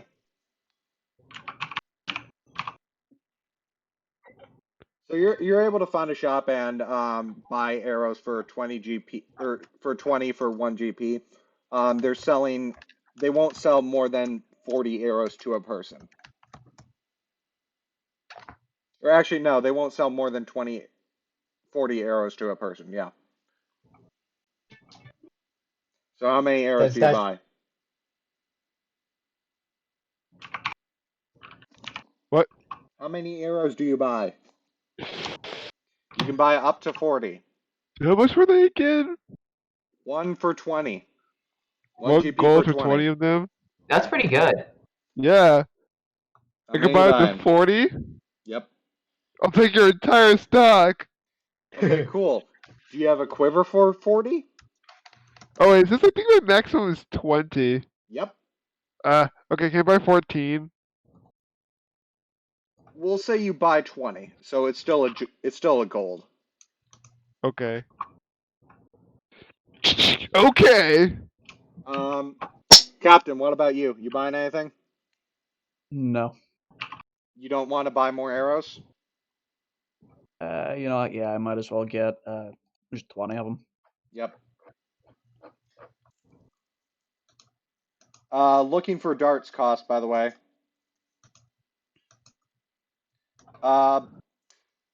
Each dart costs 5 copper. each dart is 5 copper? I will buy 4 darts. Okay, so that's going to be 2 silver. Done. All right. Everyone good on shopping? Yep. Yep. So question. Could I use box Can you use what? mage hand? I know it as a cantrip To do what? to hold like the lockboxes. I mean, I don't want to like have my just carrying the thing. Yeah, you can, but like you're constantly using that spell. It's a cantrip. I mean, Right. so I'm not out any spell Right. slots. Yeah. All right. Cool. So eventually, as you guys make your way, I'm gonna ask you guys to each subtract, and I don't want to roleplay this out. Each of you subtract 4 silver from your inventory as you spend 2 more nights in the Broken Lance Inn. 4 silver. How? Also, Blue, we're having this, so you're gonna pay 2 of this, by the way, because I'm not paying all of this. Okay, well, we would throw 2 gold in there? Question. I just wanted to question. Can I buy some rations? Like I was kind of just waiting for you guys to be. Yes. Oh yeah, I Yes. should probably get some more rations too. You guys told me you were done shopping. I was waiting for you guys because you were yelling at each other. 5 And silver then I just pieces was like, per okay. ration. Hmm? 5 silver pieces per ration. Okay, so. Okay. I've like stated that I hate everyone who is really butthurt about the actual keeping track of rations. That is such an irritating thing, and why you always need to have a druid. Yep. Fuck Are you- keeping track of rations. That isn't Okay. happening. Okay, so Well, how I about understand rations what for you're me? saying. You guys don't have a druid. You guys don't have a Fight means. me.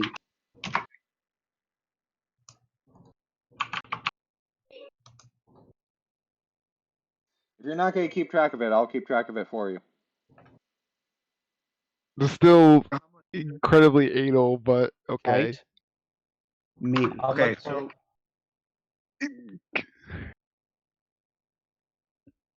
so 8 rations is 10 silver. So that's 40. That's 40 silver, and that's 4 gold, right? Yep, that would be correct.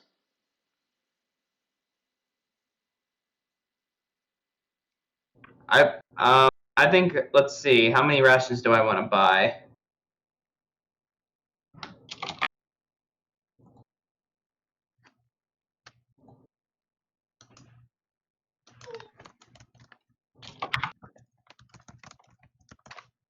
Question.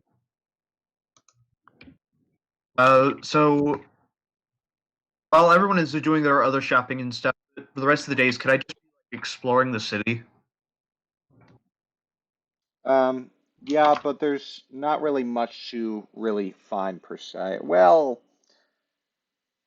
roll a percentile for me.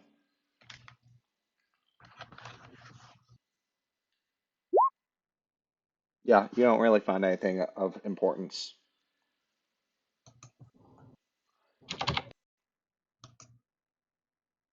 How many days were we? Well, I was kind of just. Can I? I was kind of just wondering if I could just try and find any like temples or shrines to Shantia.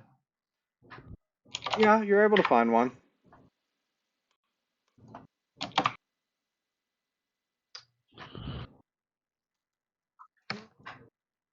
All right. I was just trying to find one so I can like do praying and everything like that.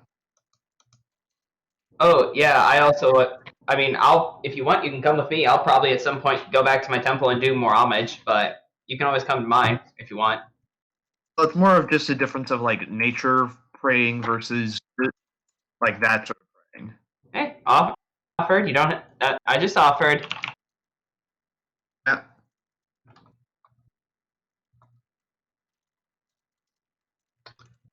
Also, Matthew, I looked into I have an explorer's pack, which has a backpack, which allows me to hold 1 cubic foot of any 30-pound gear. So I could just put the lockbox in there.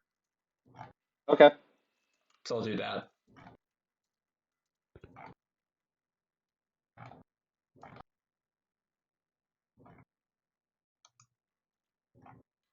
Also, how many days were we out? You guys were out for what? Wait, you mean how many days were we here, or how many days were we? Done like exploring in terms of like leaving and going to like, get the woman, the mother's child at the dungeon. So it's been about 2 weeks since your adventure started. But specifically, how many days were we like adventuring to like go from like civilization to the dungeon? From Borskar Bridge and back, it was about 6 days. Okay, so I have 4 days left of rations. Okay. Gotcha. Okay. I'll buy. How much would a day's worth of rations be? One ration is for 1 day. Okay. Yeah, and it's 5 silver. Okay. I'll pay. Let's do. I'll get. Let's see. So I'll get 6. I'll pay 6 gold for 6 additional. For how many would be? I have 4 right now. How many would get me up to 10 in terms of price? You're at 4, so that would be 6 rations. So 6 divided by 2 is 3, so 3 gold.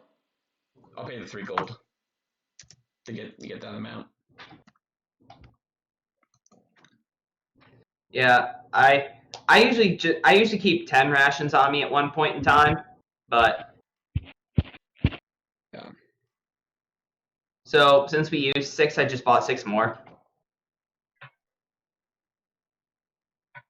Yeah.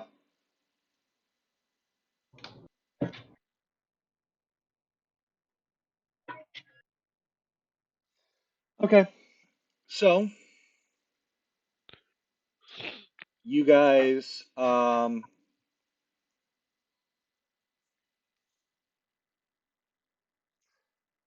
you guys hang around for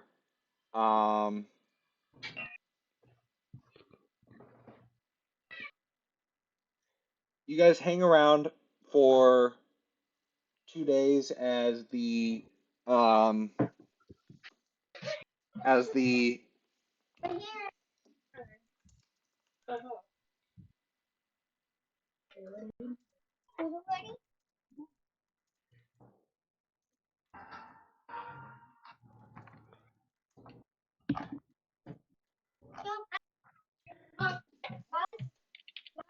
frost skimmer, yeah, frost skimmer.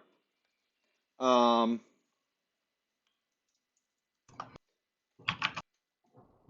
as the frost skimmer eventually comes into port. The frost skimmer is captained. With your nat 20 history check, you would know this. The frost skimmer is captained by a man known as LaRushta Halfface.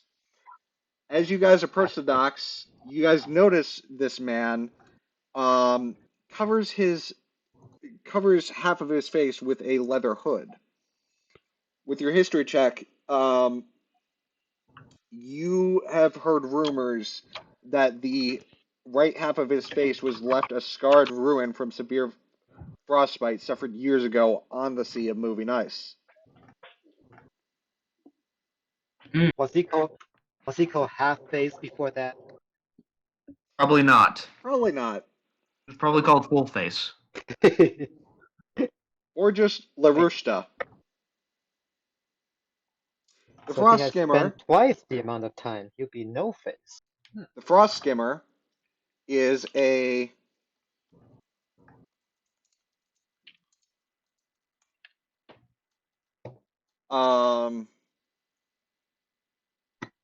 Submarine?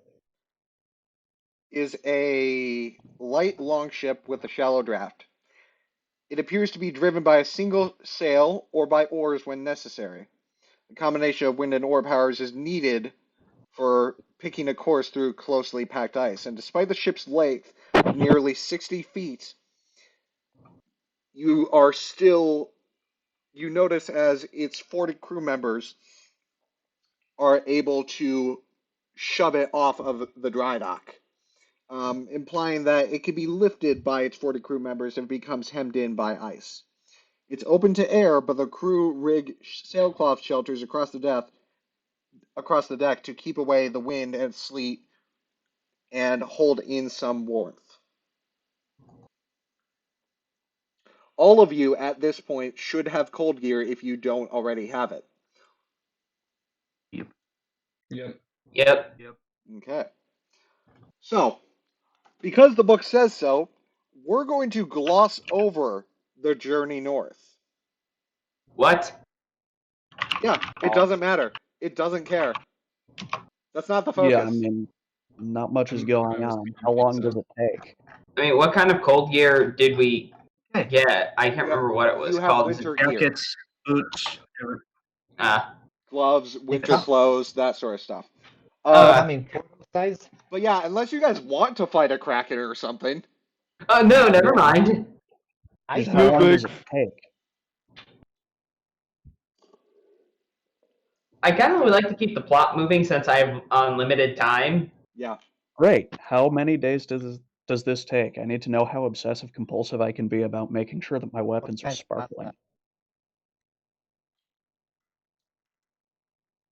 It takes about 3 days to travel north to the point where you start seeing ice off the bow of the ship. Okay. Do we consume any of our rations, or do they have food on the boat? Up to you. Assumedly, that's why. Assumedly, you brought the rations, so use them. How many rations do we eat? fishing. That's 3. 1 a day. 3 days I'm sobered a up. fishing boy. Yee. Honestly, if you didn't buy rations, I was just gonna let them have food on the ship for you, but I mean, why can't we just eat the food on the ship and save our rations? Yeah, why, Because why you guys can't we do do that? Yeah. because you guys That's bought what I'm doing. rations. Oh, please! Oh, come on! Well, you said glossing over. I don't think using rations right now qualifies as glossing over. Boo! Boo! Yeah, boo, Yeah, if come you're on. gonna be an asshole about inventory management, then I mean, I'm just gonna go play Arma. Yeah, go ahead. Right? Don't worry about the rations. Boo! Anyhow, so you guys Mission. know. You guys know. Right. That. Um. So before you leave, you're met up with Dala Simarelv one more time as she's seeing you off. She says, "So again, the person you're looking for is Makath the Crimson. The last we know of her, she reported her progress to Hustower by way of sending spells, and her last report spoke of seeing ice hunters paddling their sealskin boats towards a huge iceberg, flattened like a plateau across its surface, but ringed by icy peaks. She had intended to follow the ice hunters and investigate the iceberg, and after that, no more reports came. Attempts to find Makath using scrying and other magical means located only her ship, adrift and heavily damaged. Some of the ship's crew were seen dead, but no sign of the tiefling sorcerer was ever found. However, the lair of the dragon, as powerful as Arthur, is no doubt protected against scrying magic. If Makath is alive, in addition to the lore she can share regarding the Draakhorn, the Arcane Brotherhood would be most grateful to get her back. Oh, yes, that reminds me. The Sea of Moving Ice tends to be haunted by the white dragon Aranthor, known as the Old White Death. Look out for him. Yay.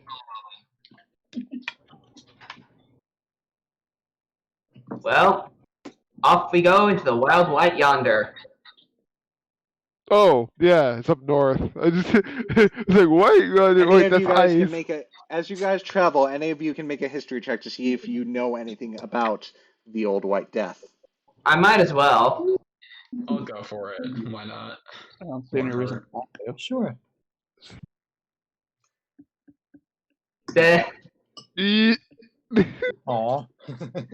most of us Walter know and nothing. Walter and the captain are the only.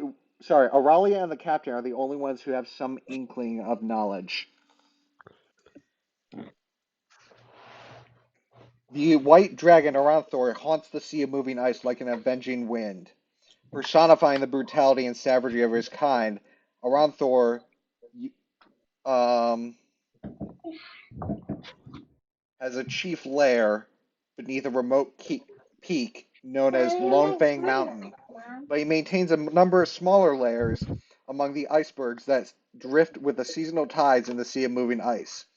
One of these is known as Oyavigaton, or the Island of Eternity, by the local tribes known as Ice Hunters. Because of the many enemies, Aranthor has frozen into the icy walls of the berg's hollowed interior, doomed to sit there for eternity. In addition to his size, cunning, and ferocity, you know that Aranthor, the Old White Death, wields the terrifying ability to cast spells. Fucking magic users. Interesting. Good to know. The dragon can cast spells? Yes. Nice. We're screwed. No, we're not. Be a baby. Okay. You don't. Huh? No, Danny wants to be a kid. Okay. I need to roll some dice here. Love me. Yes, we do. Uh-oh. Are we in trouble? Maybe. Okay.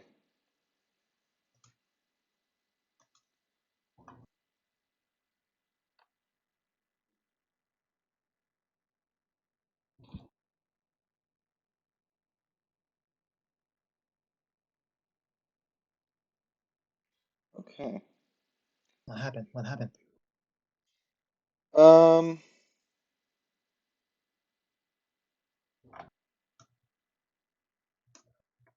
Hang on.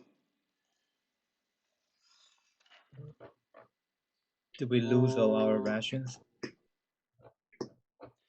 So, reaches the sea in a few days from that point. The ship must slow down and proceed cautiously. Has no strong feelings one way or the other. So the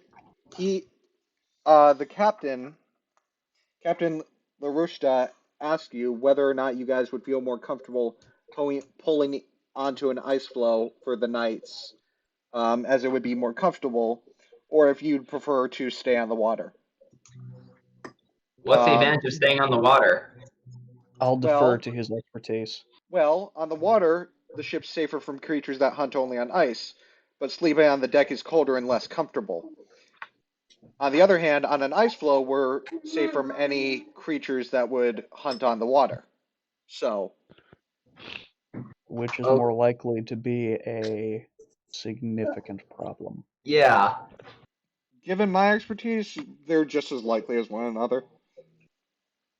And whatever keeps us moving. Okay. So, for the first 6 hours, nothing happens on your first day there. Second 6 hours, nothing happens. And the first day passes without incident. A bunch of ice floes pass by as you're navigating.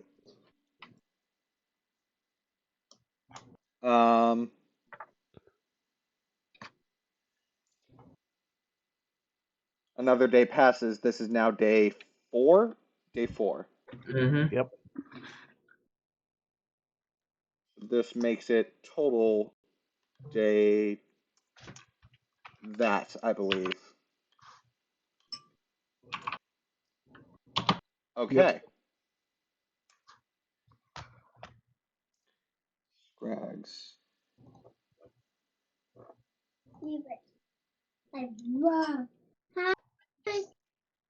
In the following morning, after resting on the water for the night, since you guys seemed a bit undecided, you thought it would be easier.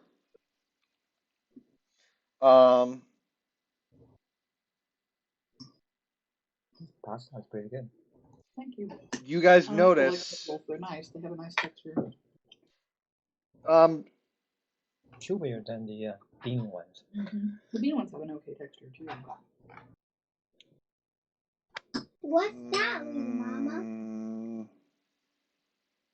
What do we notice? Hang on. What? Okay. Said Daddy. Never mind. Nothing happens because it's morning. Why? Yee. Why chicken? Day 2 passes without incident. All right, let's make this a bit more. Let's make this a bit more interesting. Uh-oh. Morning 3. The dragon shows up. Ted, roll a d6. Who? Knoxville, roll a d6. I'm rolling a d6. Yes. All right, Walter, roll a d6. Uh-oh.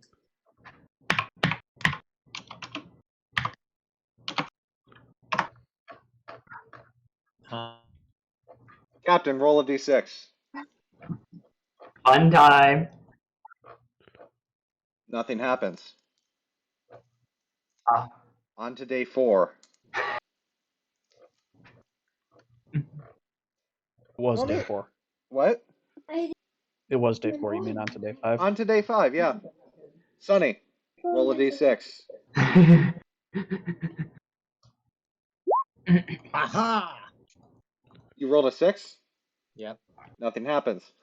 Ooh. Aralia, roll a d6. Okay. Oh no! Thank you. What's that? Want me to roll a d6? No, hold on a moment. The ship sinks. Don't tempt it. The Titanic. Nothing happens. Finally. Now it's the cat's Now, turn. Blue, roll a d6. Don't ruin this thing. Okay. On to day 6. I'll roll the first d6. Travel Knoxville? speed. Knoxville, on to you. Come on, let's get some Okay. pirates. Walter, on to you.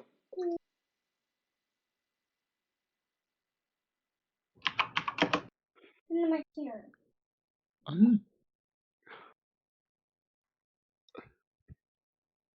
Again with this. Why do I keep rolling the same thing? Well, actually, this is the third one, so something happens.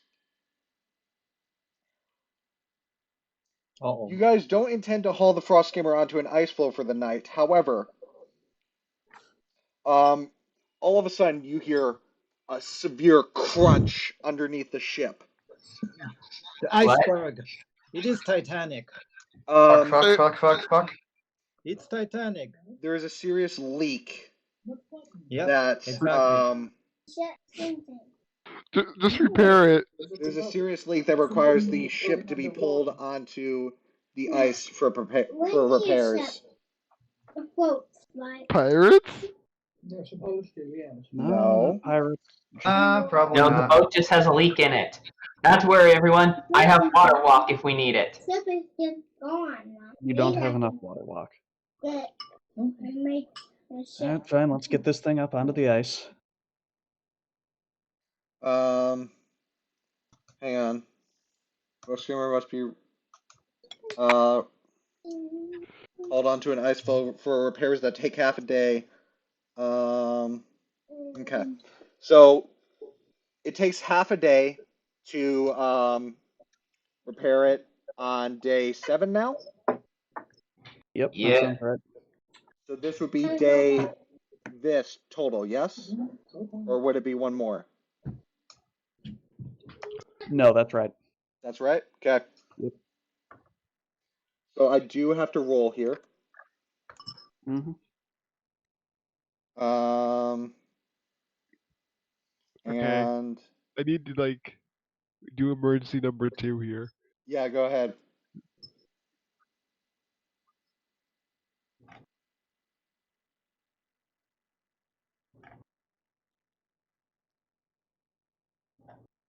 Okay. Captain, Mhm. roll a d6. Okay.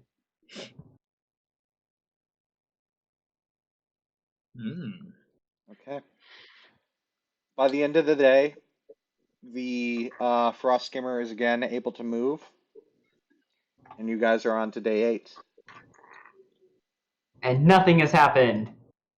Well, something happened.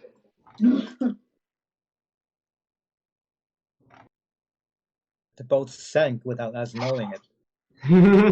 We're already Sonny, dead. Sonny, roll a d6.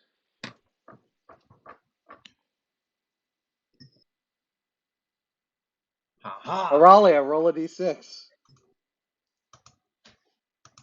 You know, this would be great if it wanted 6s. But it doesn't. Oh my god! Blue, roll a d6. He's away. Yeah, he's AFK. Cool, I'll roll it for him. Nothing happens. Day 9!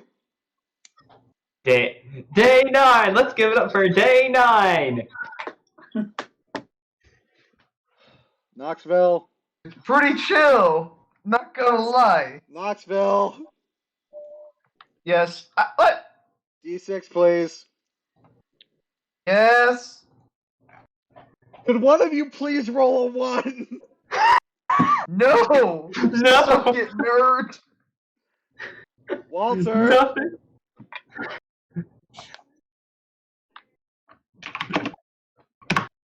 Oh, There we God. We got it! Damn it, That's a Walter. good thing. screwed up. Finally! Both things. Oh my god. Okay. So, to clarify what's going on, here let me give you an idea of what's going on. Technically, this section could go on infinitely. What? You guys could hypothetically just never find it. Sit down. So did I Because- just find it? Yes. So the way this works, let me explain here. Right here. Roll a d6 each morning, afternoon, and night. On a roll of 1, an encounter occurs. Roll on the table to determine the specifics, adding +1 for each table roll made while the characters were searching for the ship on water by day, searching for by night, or searching by day while the frost skimmer is on an ice floe. Doesn't improve the odds of finding or you have gotten.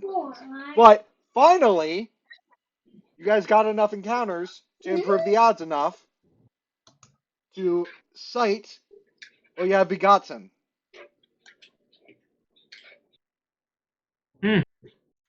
There is no mistaking the silhouette of this massive iceberg, matching the description given by Macath the Crimson. With a flattened expanse at one end rising to jagged peaks at the other, the character's objective is at hand. How long did it take us to find that? 9 9 days. Oof. So I believe we are on day this. That took a lot longer than we thought it would. I believe in total we're on our 24th day of adventuring. Yes. Yes, that'd be it. Cool. Oh boy. Aranthor's iceberg layer rises from the sea to form a floating island. The portion of the berg above the water appears roughly triangular, with rounded corners. The plateau portion of the iceberg rises more than 100 feet above the water, and the jagged ice peaks add another 200 feet above that. You make your way onto the ice floe, and moor the frost skimmer. Woo. As you enter, you notice an ice hunter village, a collection of snow shelters and tents sitting at the center of the island. Sorry, let me correct that. You know ice hunters exist around here, and while you can't see their village, you can see a large shelf of ice where the ice hunters beach their boats, clearly visible. Approximately 60 feet across, this shelf rises a few feet above sea level and is littered with enormous cracked bones, including ribs that arch taller than that of a fully grown human. Wow. Who is proficient in nature? Mm, Anyone? Nope. Hey, No. Nope. I think I am. Give me a second. My thing is again. No, I'm not. I am. I don't think anyone is. This does not constitute a mountain, so yeah. I think the answer is none of us. No, one of you is. Blue is proficient in nature. He is currently Where's the AFK. road? Oh, right, Scout. Oh yeah. Yeah. Blue, and I'll repeat this when he comes back, is able to recognize that these bones are mostly from whales and huge seals. Cool. As you guys approach, you have the opportunity to examine the bones if you wish. I mean, what do we roll? Just investigation? Yeah? Alright, might as well take a look. Nat, what? wasn't- Oh wait, no, That's a never mind. 10. That was my previous one. Sorry, I thought Yeah, I that's rolled the not a nat 13. one. No, I looked at my nat 1 earlier. Yeah. So 13. Okay. Hmm. Examining the bones, you discover tooth marks with a monstrous bite radius, evidence that a gigantic predator at least ate at least some of these creatures. Examining the bones also reveals smaller human bones in the pile as well, all of which show the same bite marks. An ice I chasm see. splits the cliff face above the ice shelf, rising to the top of the plateau. The chasm spreads nearly 20 feet wide and near the bottom, but narrows to about 5 feet wide at the top. Steps are cut into the cliff face in the ice, making for an easy climb to the top of the plateau. However, Captain LaRusta would like to keep his crew members aboard the frost skimmer rather than marching them up the plateau. I'm a bit uncomfortable with the prospect of leaving the ship without the strongest possible complement of guards. You do have a good point. Understandable.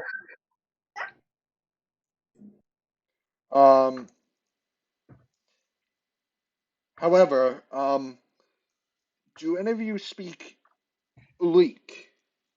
Speak what? Ulik. No. Then I'll have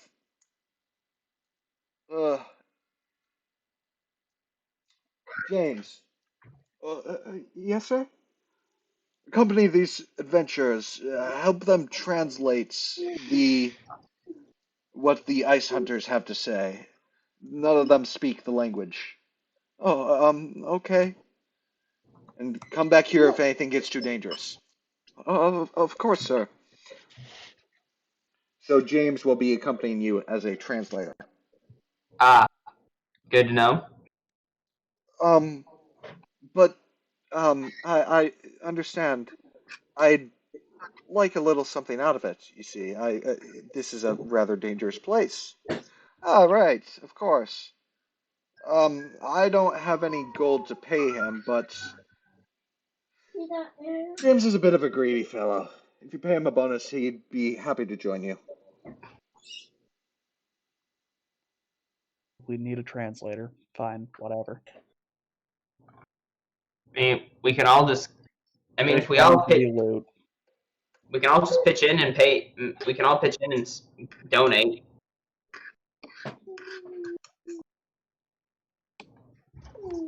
How much do you think? How much do you guys want to do?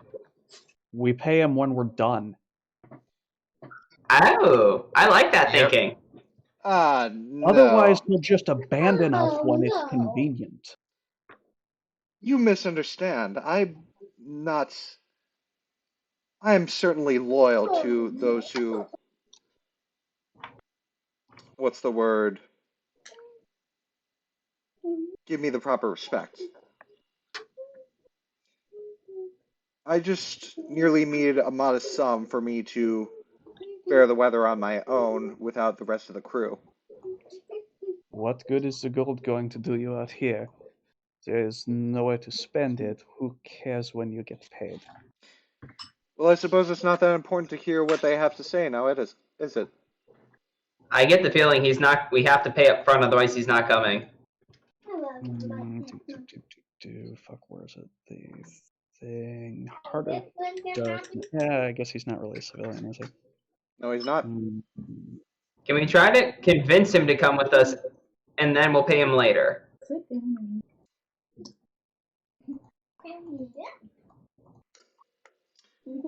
I mean, like, I can try to do Heart of Darkness things, but that doesn't seem helpful here. We can always just try to persuade him.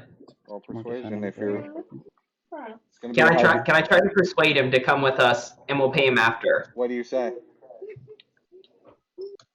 I mean, I just thought I'd roll persuasion.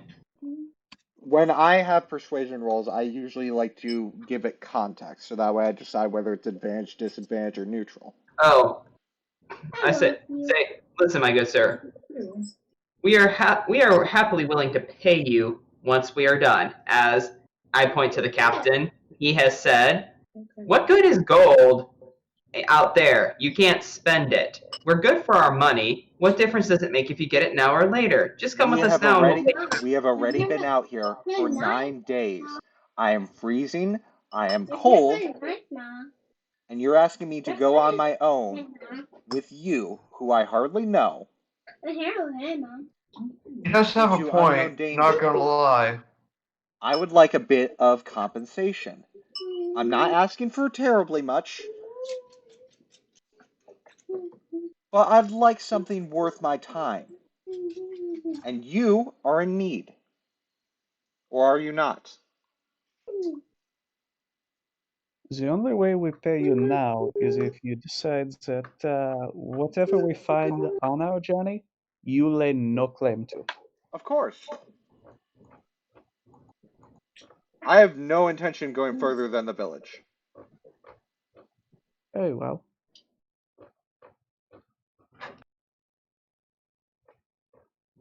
I guess that would be a fair compromise. How much do you offer him?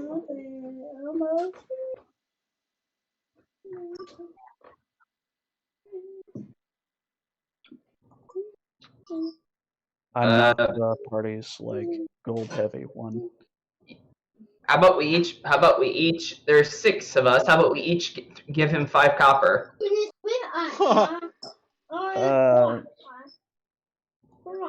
I'm just gonna go ahead and ignore the priest being a moron and just hand him 5 gold. 10 times this amount would be fine. 10 times? He wants 50 gold? He wants 50 gold. Okay, out of character, that's a ripoff. Out of character, that's what the book says. Deal with it. You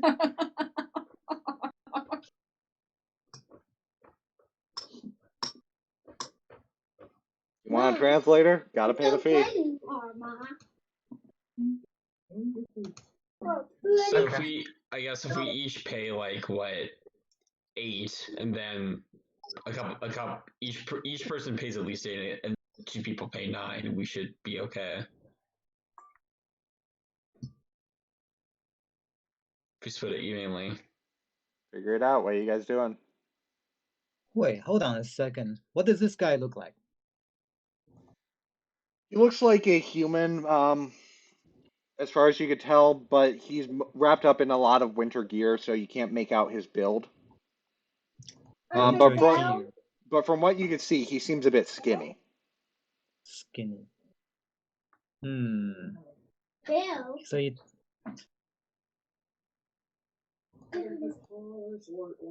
He's carrying a book at his side and a quill and pen sort of set in his belt.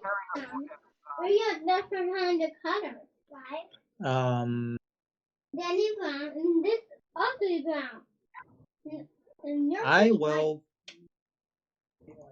take my immovable rod and stab it through his clothes and onto the ice and hit the button so it doesn't move. Sorry, say, what are you doing?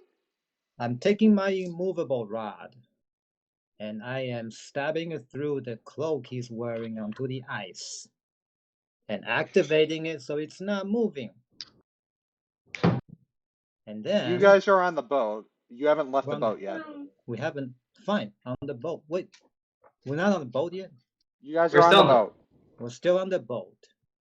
You can... I see what you're doing. You can still basically keep him on the deck. But then we need him to come with us.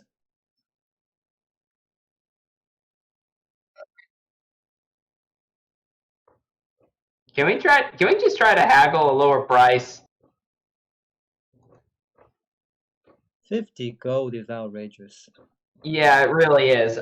Book or not. Can we try to haggle a lower price? It wouldn't be as outrageous if you guys actually found the treasure rooms in the previous dungeons. Okay, but I miss. We need a translator. Dude's asking 50 gold. He's not being very, What language? Yeah, he's not being very cooperative. And I'd prefer not to have to execute everybody on this ship. Because I'm not a sailor. You don't have it. Okay. Yeah, the guy wants 50 gold to be our translator. We need the translator, so we have to figure out a way to either A, get the price lower, or B, find something else. Can I have more context, please? That's kind of all the context. That is the context. That is all of the context. Okay. We're going adventuring in a place that everyone speaks this language that none of us know. This guy's a translator, and he wants 50 gold to act as the translator. If it covers, and he wants it up front. If it covers the entire time, It if will we cover the share the entire price, time. it might be worth it. It will cover the entire time, but it won't go further than the village. Oh. Yeah, that's why it's not worth the 50 gold. We can see if we can go to the village and try to find a cheaper one. Yeah, that's not likely. Okay, to clarify, not going further in the village doesn't means not like fucking going to the caverns. Where you guys, yeah, that's all he means. Oh, well then, if it's like he's going to be with us for all of the dealing with people part, yeah, whatever, fine. Yeah, that's all he means. He's just like, yeah, I'm not going into those caverns. I mean, fair. If I weren't being paid, I wouldn't be either. Yeah. 50 gold for a translator. I mean, is holding the priest upside down and shaking him and saying take whatever falls out of his pockets an option? Because it's the priest who's holding up the fucking works here. I still find it incredibly a ripoff, but I'll pay I will it. dome your ass. Hurry up. Gold on the fucking table. Fine, I put 8 gold on the table. Happy now? I'm never happy. However, I don't get to shoot you yet, so you should be very happy. That is a total of 13. Still waiting for 37 more. Whoever put down the 5, could they bump it up 3 more to 8? Make it worth my while. I mean, we all pay equally. So equal. Do I look like a fucking communist? I'm here to kill people and make money. I guess. I'm chaotic evil. You got to make it worth my while. I'll actually. Okay, fine. I'll read my pocket, and I'll put down 10 GP for jewelry. Is this? I'm just nervously looking around. I'm giving it directly to like the translator. I'm like, can you do anything with this? What? What'd you do? I'm basically giving him like my 10 GP worth of jewelry as like payment if he'll accept it. I can.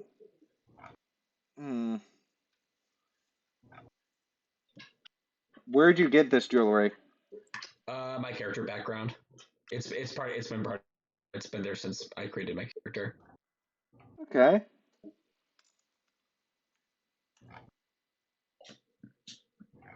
I think that should cover the rest of it, actually. He is not a jeweler. He doesn't know how much that's worth. He rolled low. He'll take it. Cool. I give him that. I give him the jewelry then. Okay. So with that, he decides to join you. And it reminds you, he won't go anywhere near the caverns. Okay. Sad. You guys make it. So do you guys begin to make your way up the cliff face? Yep. Okay. The top of Oya Vigatan is a plateau, but it's not level. The ground is uneven, fractured by narrow ice chasms and divided by rills, snowdrifts, and ice ridges taller than a human, sculpted by sea spray and wind. The ridges block the view of the village that you eventually see until you are within about 200 feet of the nearest shelter.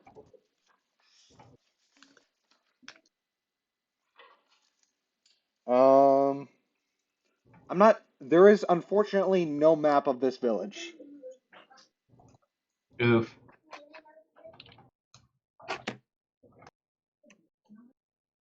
Oh wait, there is. Oh, thank God. Well, this is a Reddit one, so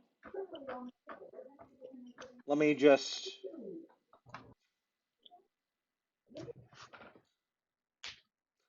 copy the link there and post it in the general D&D.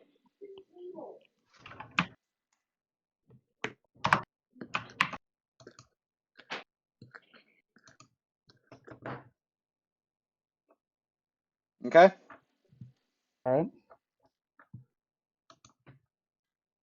The first sight that greets adventurers when you emerge onto a plateau, is a row of 10 corpses frozen into a wall of ice. 3 Luskar warriors, a dwarf, and 6 ice hunters. The bodies have been preserved, making it impossible to tell how long they've been there. The southerners and dwarf were some actually, you wouldn't know that. The ice hunters used the bodies to put up this grisly warning, in the hope that other intruders might fear the same fate of Makath and Makath's companions.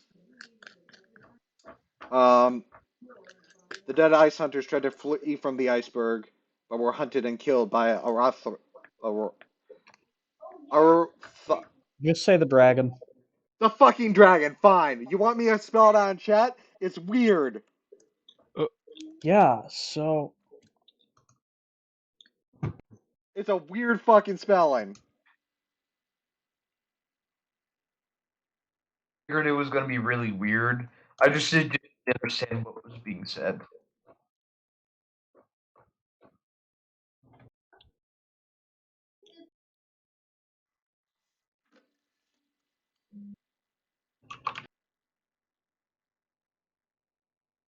Anyway.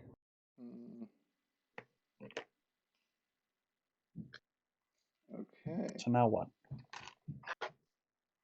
Well, one of you might be happy with what's about to happen. Okay.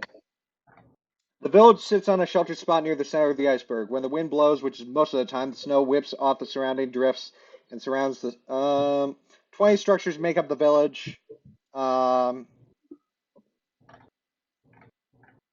Oh yeah, you guys can see this. Great. Yeah, pretty much what you see is what you get. There are no columns of smoke rising above the village to give away its location, since the sea of moving ice features no wood or peat to burn. The only artificial heat comes from lamps and tiny stoves burning whale oil. The villagers, you presume, lived on fish, whale meat, and seal meat, eaten raw or dried on racks scattered around the village. Those of you with a passive survival score of 10 or above realize that the village must produce far more food than a number of villagers alone would require. You guys approached using the obvious path up the chasm from the ice ledge, and as you are, immediately you are noticed by 12 sled dogs, who immediately begin barking and growling. The whole village turns out armed and alert. There are 25 warriors, including the chieftain. Nobody move. There are 30 commoners. There is what you best make out to be a druid, and someone who is wielding a battle axe, a gladiator. I'm just like, oh man, dogs. They don't understand us, you idiot. That's why we had to pay for the translator. They don't need to. They just speak reacting in a language you don't understand and say something rather in a rather unique tongue, but you can't quite make it out. Okay. I turned to the translator. What are they saying? They're asking why we're here.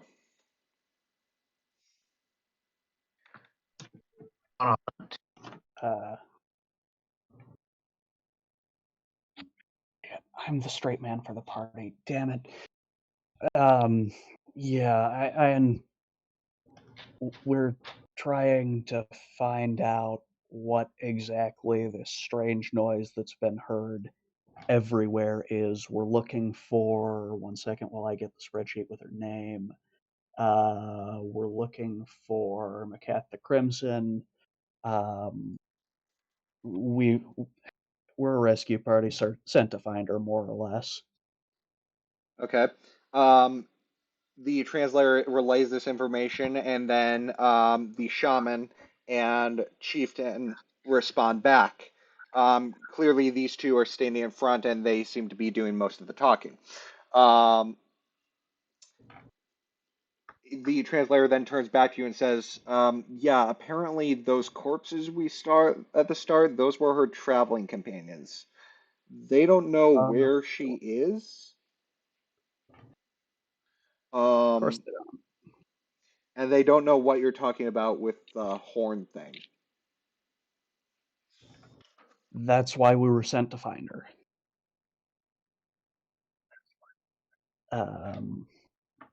Do they have any idea which general direction she went in? Or even a specific one? I mean, that would be much appreciated.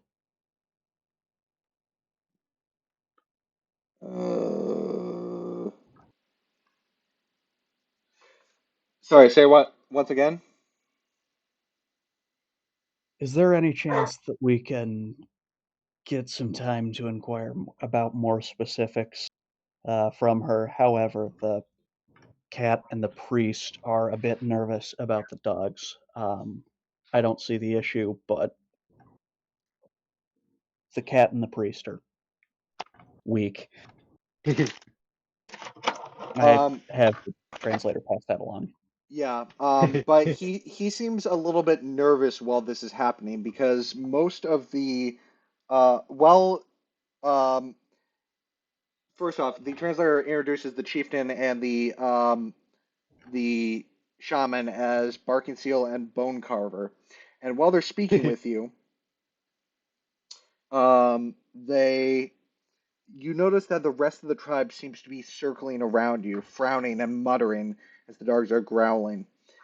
8 warriors are loping off with their weapons towards the icy staircase, and the translator seems a bit concerned. He mentions how this is unusual of them. Though the ice hunters avoid contact with outsiders, they're almost never hostile. Oh boy. Is there a way that we can work something out? Why, like... I don't know. Does anyone want to make a perception check? I will. How good are you at it? Very. He is very good at it. All right. With a 22 perception check, you notice several villagers slipping away one by one, disappearing into the meeting hall. Mm-hmm.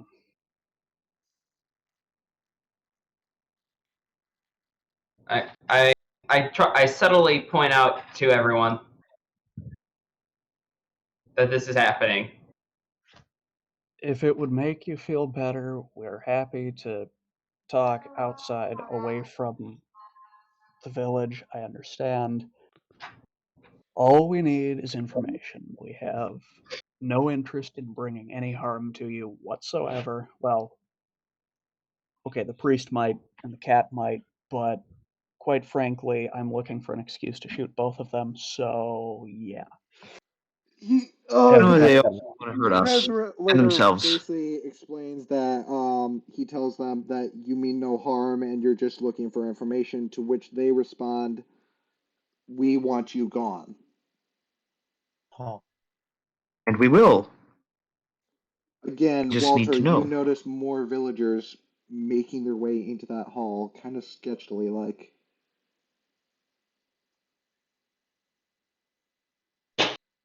I subtly make the captain aware of this. Okay.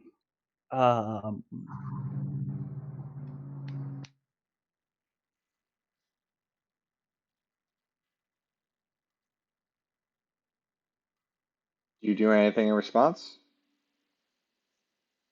Okay. What?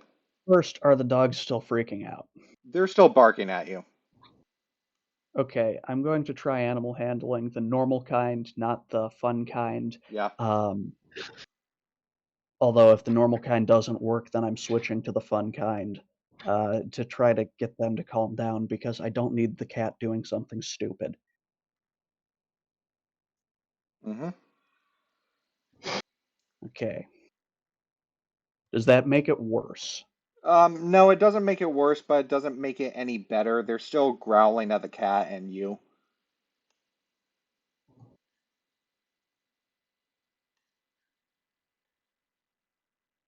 Could I help him with that? Because like I am proficient with animal handling.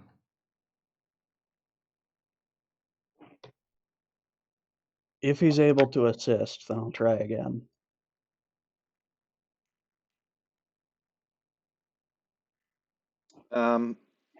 If he has proficiency, yes. Okay. No, if he has proficiency, he's able to assist. Okay. Does he have proficiency? I do. Yeah. You do? Yes. Yes, I do. All right, then roll to assist.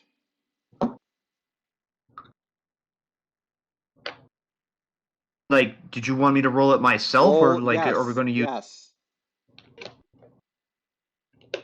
The dogs seem to stop barking, but they're still growling at you. All right, I can deal with that. Look, I don't want to be here. You don't want me to be here. You don't want any of us to be here. And I'm on a bit of a time crunch because this chick is probably, if she hasn't died already, in the process of dying. What do I need to do for you to for you to be willing to give me the information I need?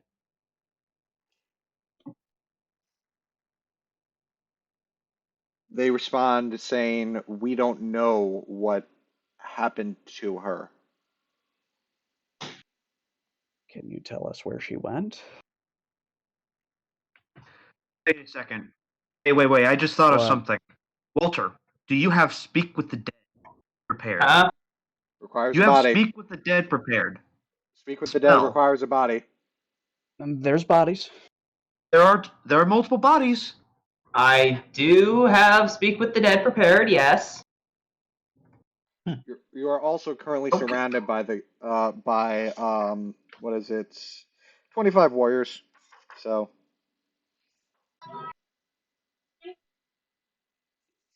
just throwing that out there. So Johnny basically has that big. He has a light bulb basically pop on his head, and he's just like, "Wait, Walter, you can talk with the dead, right?" Yeah. Before have they can bodies. go any further with that, I have the translator ask if it'd be cool if the cleric tried to talk with the dead people who were very clearly a warning. If you can manage to converse with them through the ice, no. Actually, no. Just get out of here. No. The translator relays that, like, initially the shaman seems rather accommodating, but then the chieftain then says, "No, of course not. No." And Can we why take would that be? corpses?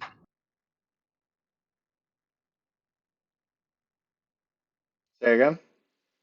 And why is it that you're so interested in us not being here?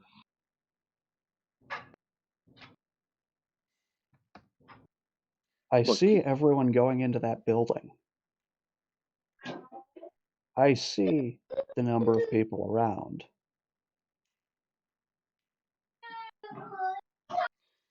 I'm aware that there's something going on here that you're not saying.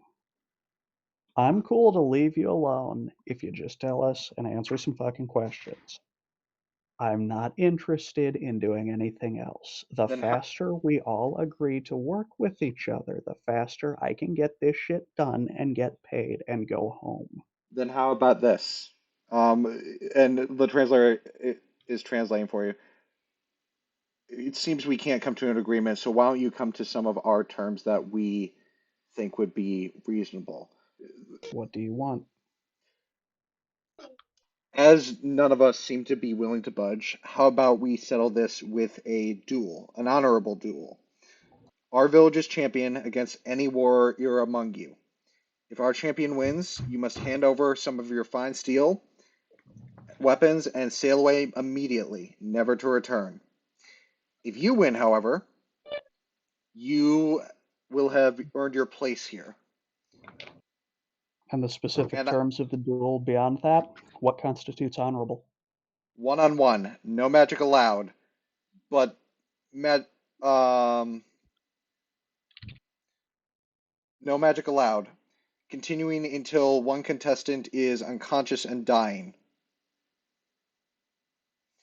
At that point, Okay. the match ends, and the combatant's allies can step in to provide healing and assistance.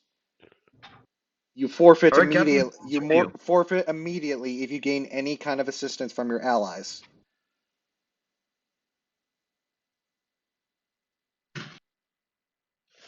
Okay.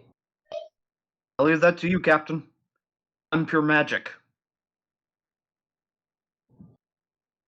Yeah, I'm not really built for this either. It's up to you, Johnny, Captain. Johnny, why wouldn't it be? Why wouldn't it? You're not up for it? It feels No, like because I literally am pure magic. I eliminate pure magic when I rage. this, I mean, okay, so DM thing. Does magic mean casting spell or casting abilities that? Spells are definitely a no-no. Right. So I guess if an ability like But Johnny's anything working, else? would that be considered magical? You're not sure. If it's non-obvious, I don't think we should risk it. Can I make a persuasion check to try and find out the exact what constitutes as magic and what does not constitute as magic? magic is magic. I mean, technically you can't because he Oh, doesn't yes. understand what you're I saying. think you do want me involved in Magic this. for me. Honestly, I elect the captain. He's probably the best one suited for this. Okay. I'm with him. I like the captain, and the reason why is because I think this will end up like that scene from Indiana Jones where the son waves his sword around and just shoots him. Well, that's also assuming he uses his gun, which I don't know if he will. All right, Just- give me just a second here. I just want to see that happen.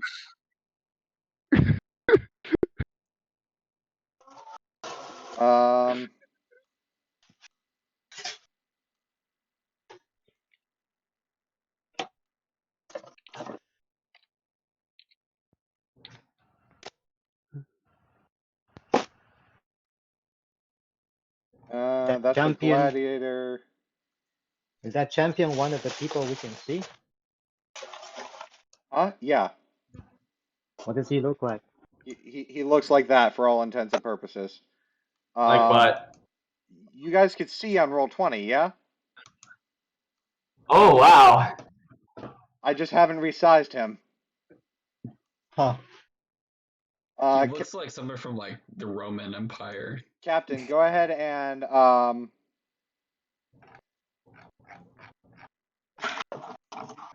oh shoot, I need to resize this. Give me a moment here.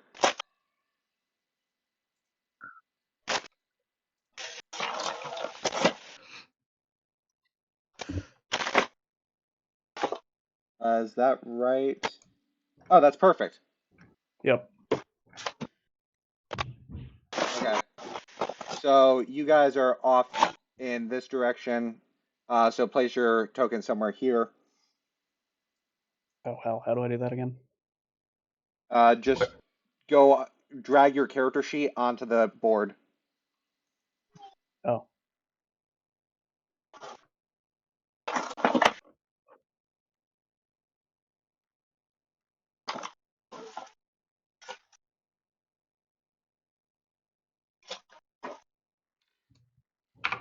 Sorry, something else is loading. Give it just a moment. Mm-hmm. So are you guys just sitting there during the fight? Pretty much. I mean, he said we can't get involved. Yeah, but we need to make sure that his people I'm are hooting and not. hollering. Where's the fight? Where's the fight taking place at? It's occurring right over here. No, Okay. we can relax because we can't trust that his people won't sneak something in. Well, we can always watch. We have no reason to distrust them that they are going to mess up with a duel. Or we can't. So this is We'll watch Gladiator. for now. This is a Please Gladiator. post this in general D&D.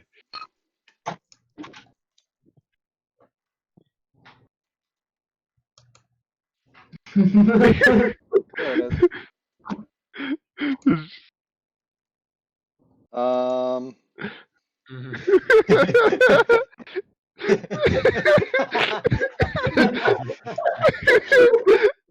What are you guys laughing at?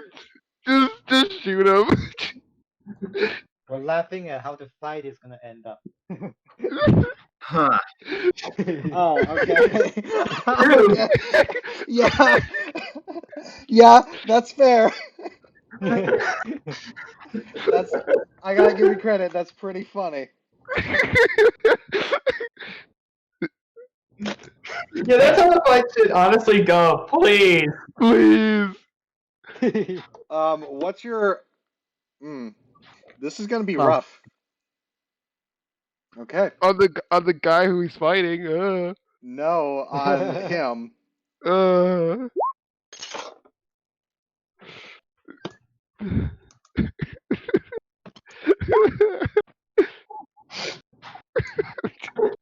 It's such a great scene. It is.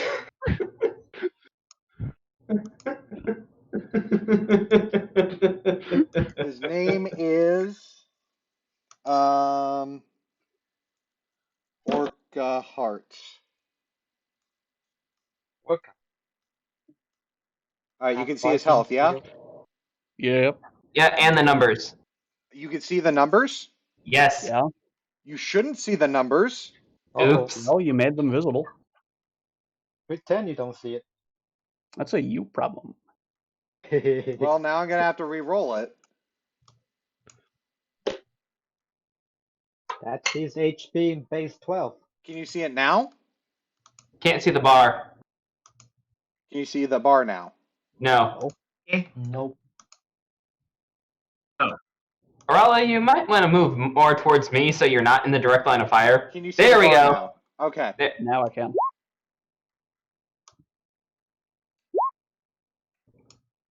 Okay. His health is. Where am I? Wow, he Just rolled put- really high that first time. You're lucky I had to re-roll. Just put yourself near us. We're all kind of really like standing off to the side here. Okay. So roll initiative. Okay. Though I honestly, yeah, I was about to say, do you really need to roll? Probably not. Like I can't find me. With a 29 to initiative. You have to re-put your character on. Okay, so with a 29 to initiative, I'm not even going to roll because he can't beat you. just Initiative too high. Yeah, I'm going to fucking looking for a thing. Okay. Decapitation strike. Yeah, so I'm going to End this before you even start. Bruh. I'm going to expend a grit point on Deadeye. You're going to spend. You're going to expend a grit point on what? Deadeye shot. Deadeye shot. I gain all right. advantage on my opener. Okay. Go for it. Roll to hit. come on, one hit kill. 27 And hits. 2. Think of the memes. Wait, so was that advantage? No, that was just 2 attacks. So what was the grit? Oh, right. Well, I mean, then we'll call that one advantage, and I'll roll the second one with the actual slider on because, yeah, the grit point does give me advantage on the Opener, yeah. Yeah. So roll we'll one say more? that. Yep. Roll one more. Cool.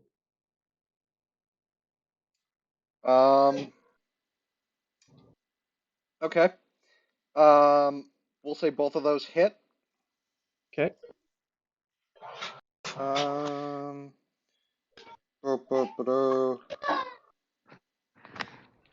Trick shots.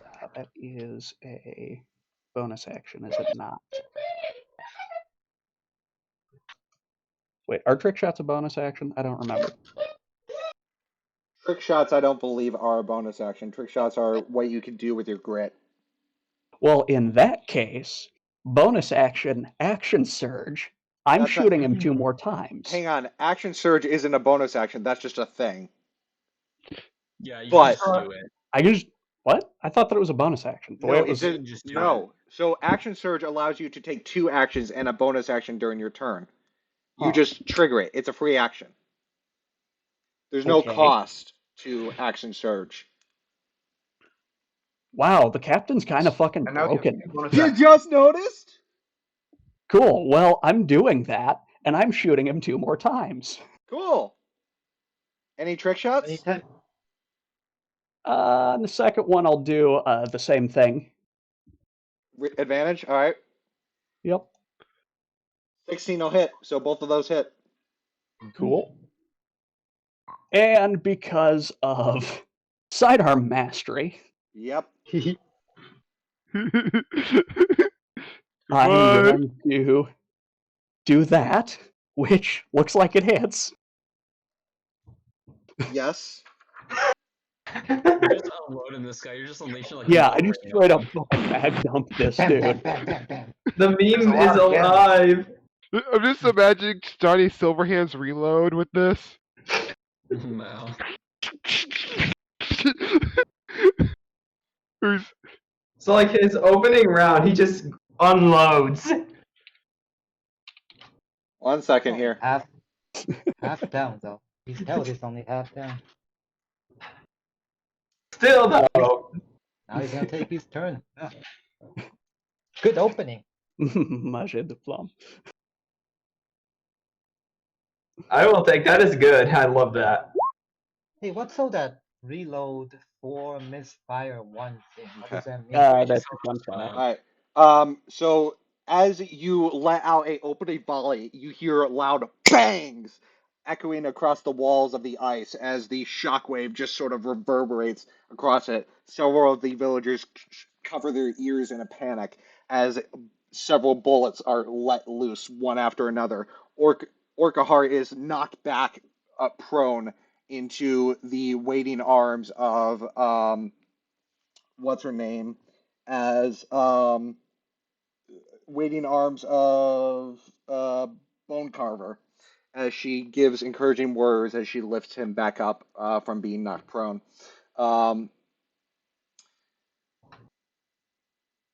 Sonny, make a perception check.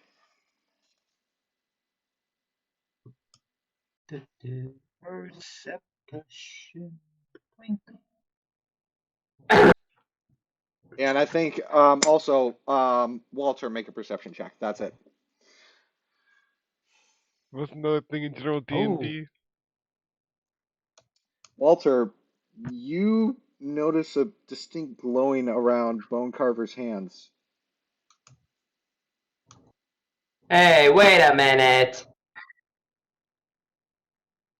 With that, it is now Orcahart's turn.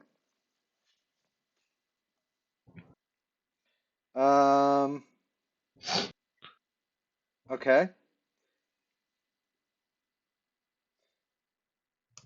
Okay. He moves forward, charging forward towards you, Mm-hmm. and makes 3 melee attacks against you. Okay. Your AC is what again? 16. Thank you. The first one will be a 24. That'll hit. 20 will hit. 26 will hit. All 3 will hit. Mm-hmm.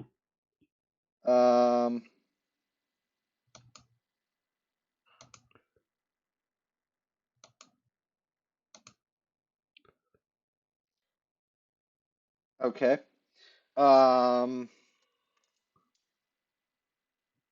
60.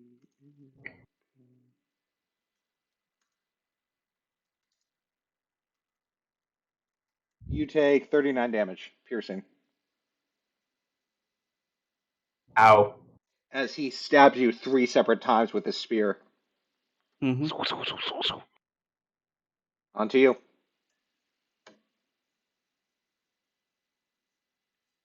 Alright, I'm going to... Oh, has Walter told me about the No, glowy he has bullshit? not. Cool. Walter, tell people what you. Well, I haven't had the opportunity yet. Fucking's a free action. Yeah, Okay. speaking of free, isn't it? What did you see, Walter? What was that? You didn't see anything. So I see it. So I yell to the captain what I just saw. Okay, interessant. Alright. Hey, Drop that's not. guns to the side, draw rapier, make a pair of attacks.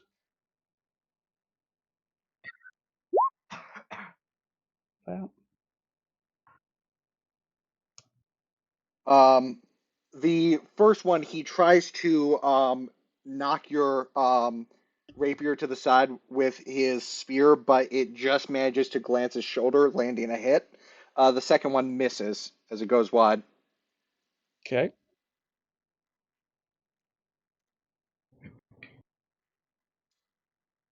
It is his turn. Yep. He's gonna again go for 3 attack rolls. 14 misses, 24 hits, nat 20 hits. Ooh. Wait, hold up. Before he does that, because I might, if I heard Walter, I think he'd cheating. Yeah, I know that's blatant cheating. Yeah, so I think I might tip the scales in our favor. No. You Wait. Let me try it.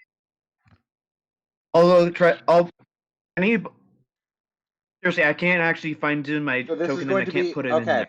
So this is going to be Can 35 I just damage. basically try and body block her? This is going to be 35 damage, Captain. Okay. Are you keeping track of your health?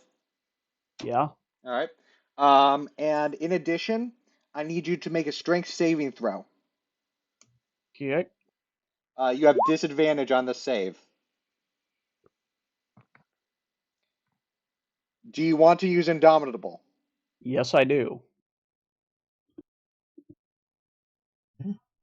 Okay. I'm going to let you get a free attack off here. So what happened is he speared you once, and the nat 20 was with a shield bash trying to knock you down, but you completely sideswiped it and managed to get a reaction attack. Okay. Rapier strike. Yeah. It also pushes him back 5 feet. Good. On to you. So, interesting. Going to move in and use my advantage on athletics to shove a target. Try to kick him back further. Okay. Roll athletics.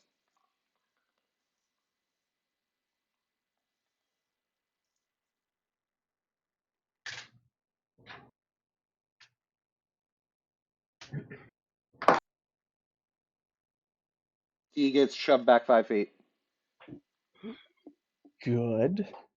Then actually, does that constitute an action? I'll let that be a Shove. bonus action. All right. So I'm aware that he's doing magic bullshit. Yep. You don't and everyone think else knows. No, you don't. You don't think it was him.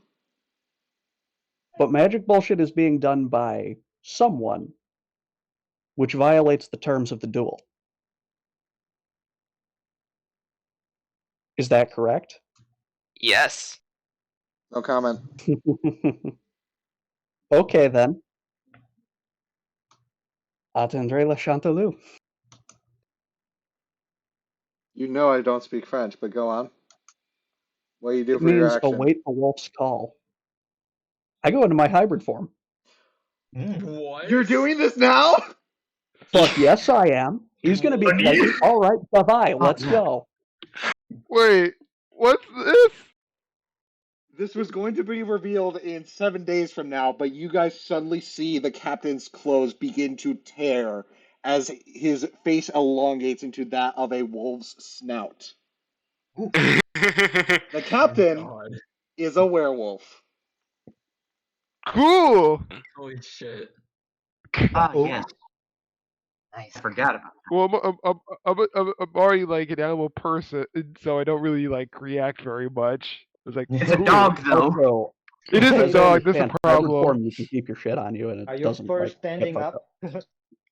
Flavor text. Okay. This doesn't actually violate the agreement either, because this isn't magic.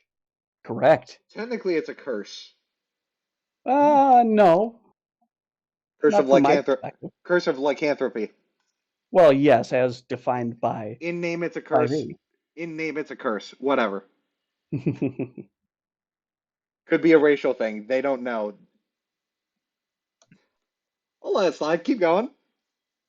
That's it. I like unless I can make an attack now. You still have Which- your action. No, it's an action to shape change. Oh, it is. Okay. Yeah. Roll an intimidation check for free. All right. Yes. Oh my god. And this is against a wisdom saving throw.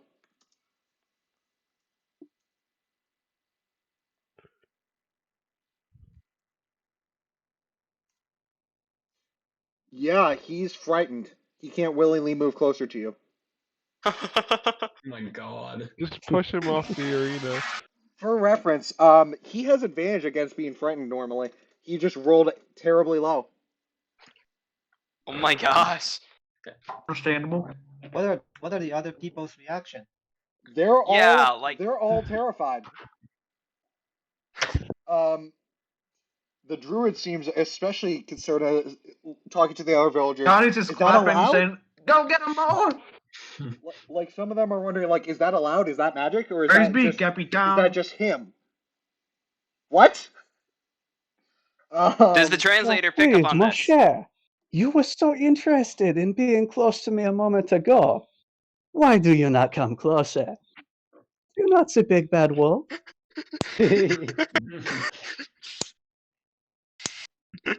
What's Can you it? translate that to for them? Yeah, translate that. How'd the Hey, translator hang on! translate? Don't move forward! Don't move forward! He still hasn't gone. He can't move closer, and he has disadvantage on attack rolls. Got it. So he's gonna try and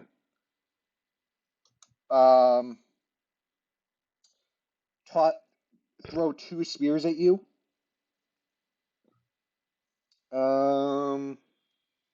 Are they magical? No.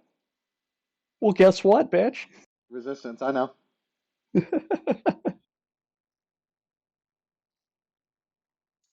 18 still hits.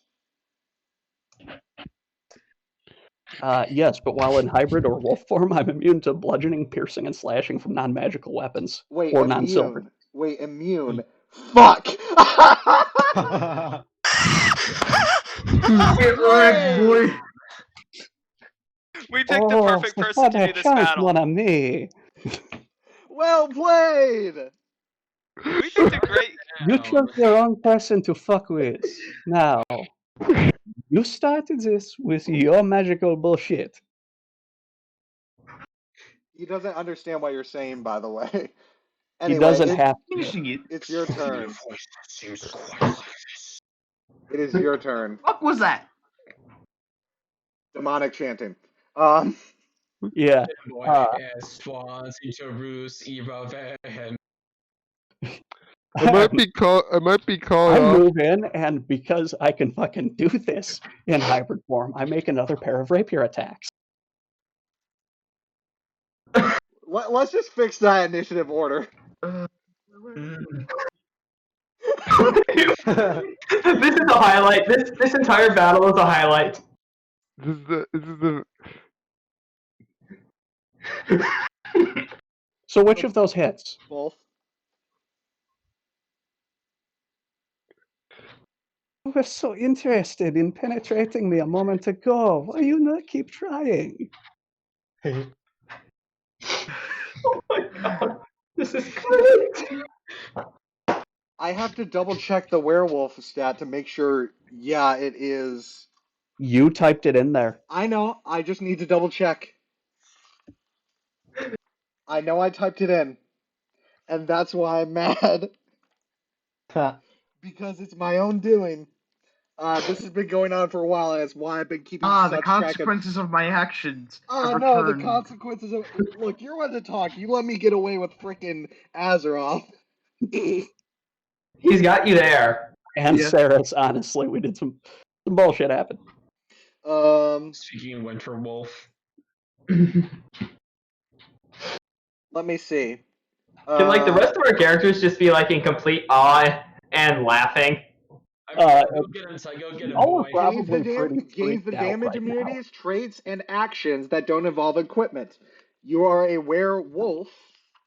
As a result, you are immune to bludgeoning, piercing, and slashing damage from attacks not made with silver weapons while you are in your hang on. Yeah, while you're in your hybrid form. Yep. This guy is screwed. So he tries to hit, but he's afraid. And honestly, I'm going to say nat 20s count for half damage. Fine. Speaking of, he did just roll a nat 20. Actually, no, he didn't. Because this is advantage. That was the second roll, so it's not counting. That is just a standard hit. Second attack hits, but just sort of barely pierces into your hide. And the third attack completely misses.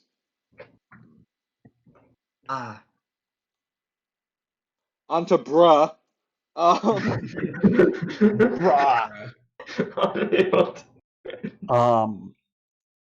What would I roll to try to put this dude on the ground and like just try to make him yield? Intimidation. Okay. Strength intimidation. Strength intimidation? Yes. Hell, I have proficiency in that, so what? Just D20 plus strength plus proficiency? Yes, if you have proficiency. In intimidation, yeah.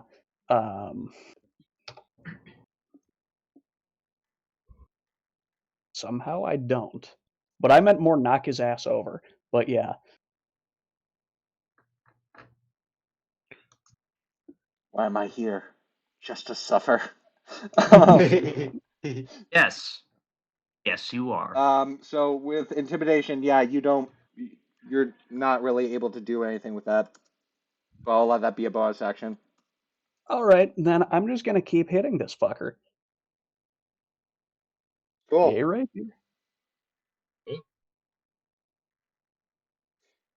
Why do you have 2 attacks? Is that because... Right, extra attack. Duh. Yeah. Cool. He gets pushed back.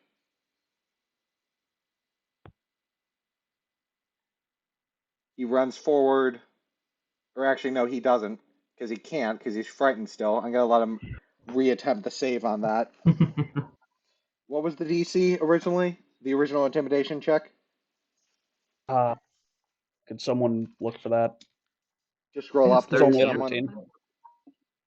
It's a 13. 13, thank you. Yeah, he's able to move forward, charges at you.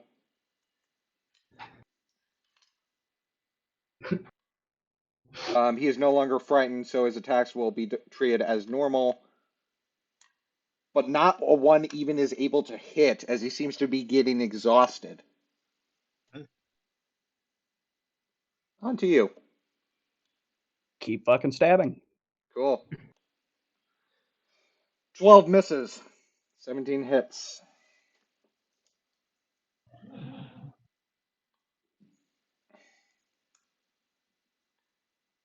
Do you want to keep going, or should I just bring his HP to 0? There's nothing Let's he can do. He can't do much. Let's just. Do you want Yeah. to see how? Do you want to see how much damage he can do in these next 2 rounds, or do you want to just bring his HP to 0? Because Let's just bring his HP to 0. there is nothing he can do against you. No. You are lucky that I'm allowing this because it's night. That saves us time though. Anyway, what did I just watch? You just watched a werewolf. Just watched a man get his ass whooped by a wolf. You hear what's her name shout out, and immediately rush to his aid. And again, heals him. Before the captain makes eye contact with me in the werewolf form, I quickly hide behind something because I don't like dogs. I just Right. go to the captain and say, I have a newfound respect for you. I Yeah. sincerely apologize for all my stupidity. Please forgive me. I am in nowhere near close to your level. Johnny pulls a Please blanket. heal me. Back. Hmm? You need this? No, what? Johnny No, pulls the Captain blanket said out of his back something. for him. All right, listen up. Hang on, the captain said something though. What'd you say? Yeah, I need healing. How much you need? Yes, I'm on 11 of 85. Yes. Okay. Well, how much? Let's see how much I can. Well, let's see how much I can give you. I can use one of my channel divinities on you if you want. It seems like a good time for that. Okay, use one channel divinity, and that will heal him up to half. Okay. So I'm up to 42. And then I will use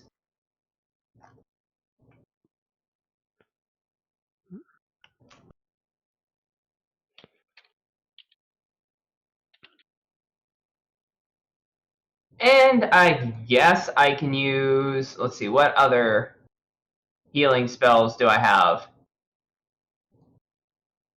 that I can use? Just seeing. I guess I can use Cure Wounds on ya. Oh, right. Captain, go ahead and make a wisdom saving throw for me. Yeah.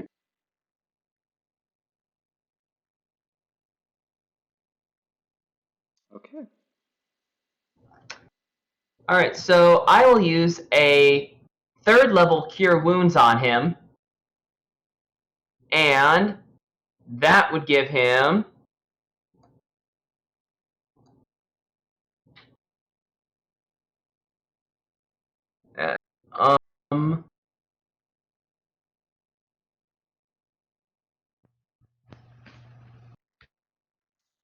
so that's 5 there. 5 there.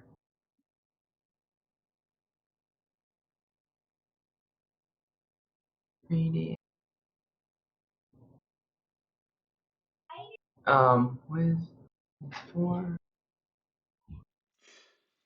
Hello. Okay, so that would be 3d8 plus 9 on healing. There you go. 25. Yeah, you that's go. not bad. All right. Now I'm serviceable. Yes. Are the dogs freaking out again? No, they're kind of just watching, sort of like almost looking on as they sort of give a respectful look, like they're not gonna fuck with you. Yeah, after this, I don't think I'm going to do it. I'm just going to do everything the captain says from now on. Okay, Pansy. Okay, but I also just pretty much just made this dude my bitch. So Yes, You have true. to, coming from my standpoint, I'm like, okay, don't mess with this guy again. True. I'm just And aren't like, you, aren't you kind of against these things anyway to begin with because you're a priest? I mean, yes, but that doesn't mean I'm not going to be stupid and basically kick a hornet's nest that can kill me. I'm just behind like a building, just trembling. Anyway, back to you, DM.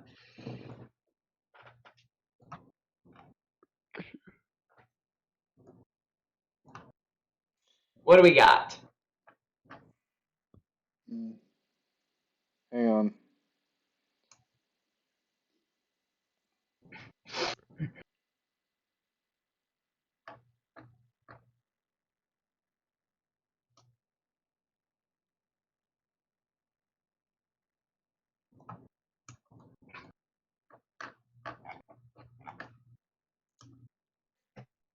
Wait, what? Okay. Got it.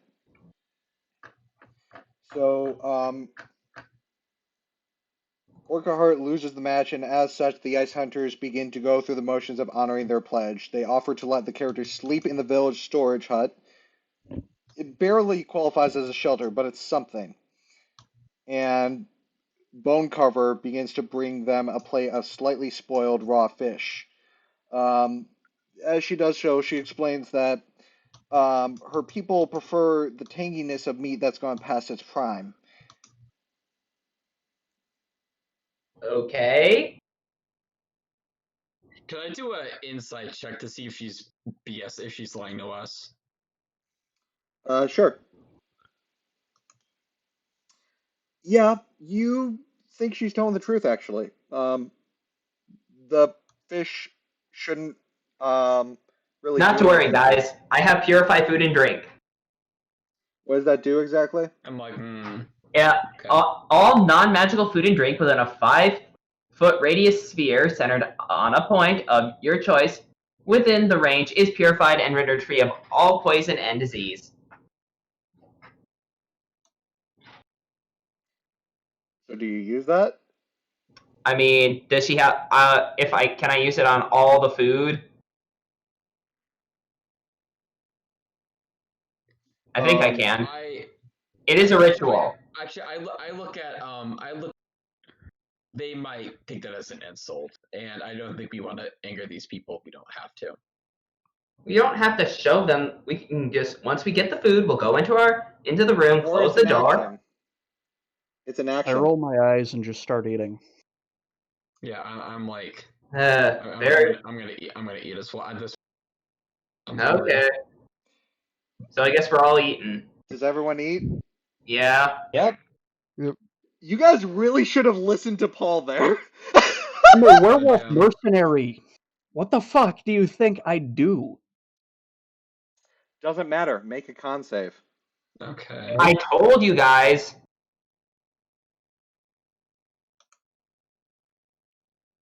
Roll con save, you say?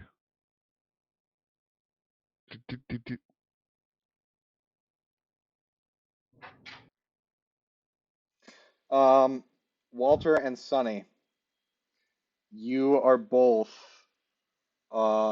rendered. You both take 17 poison damage and are unconscious for 8 hours. Seriously, guys, what do I tell you?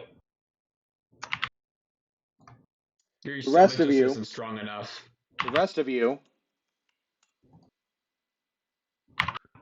take 9 poison damage. Maybe we'll go to sleep. Wait, did we just eat poison food? Yes. That's why I was trying to use purified food and drink. Not But then, strictly. I mean, We're about to Woodfish go to bed anyways, so like. actually, can we take a long rest?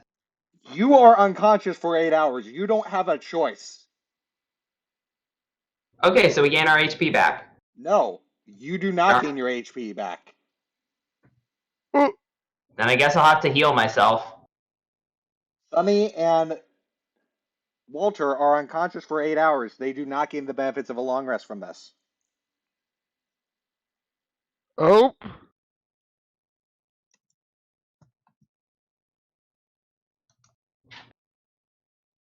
I need to drop out for a second. I actually will have to leave shortly. Meanwhile, Yes, I need. we're Yeah, not seems going like a good stopping point as well. we're almost finished here. Meanwhile, Bone Carver is sitting there looking at you with a bit of a worried expression.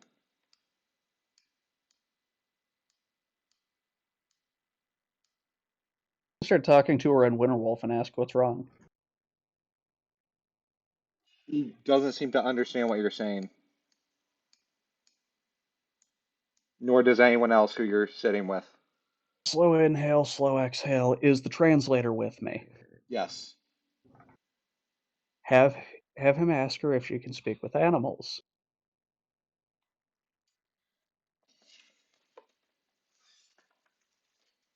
Wait, actually, never mind. I just used the translator. Ask her, so what the fuck is going on? What's wrong? She says, nothing's wrong. But the translator clearly says that she seems nervous about something. Is it the lycanthropy? She says no. No? Is it that I waited until I saw you use some sort of magic on that fellow out there before I did this? Is it the knowledge that I probably would have not told you at all? She seems a bit shaken at the prospect of being called out, and she says no, but doesn't seem to admit that she did it either. Um,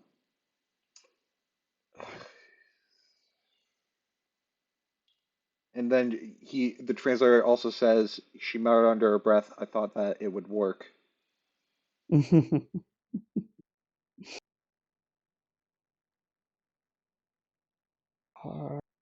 So was she telling the truth or not when I did that insight check? She was telling the truth. They do like somewhat spoiled fish. Yeah, lutefisk is a thing. Yeah. Unless my meat is medium well to well done, not touching it. Cooking is optional. Not in my book. Because you're weak. So why is it that everyone was moving so strangely when we arrived? I understand being nervous about outsiders to your land. Really, I do. I have experience with such things. But this was different. What is it? Roll persuasion.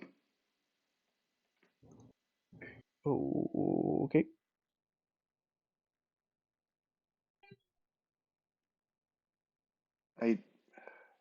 I need you all to leave.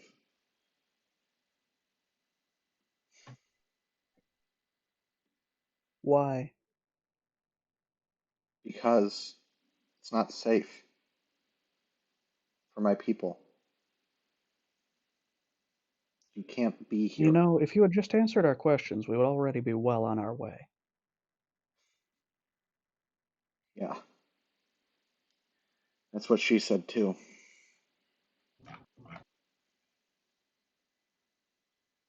You understand when it is, yes? You understand that if I chose to, I could just remain nearby for a few days, and then you'd be in real danger. No more danger than we're already in. So you like the idea of werewolf rampaging through your village? It'd be a mercy.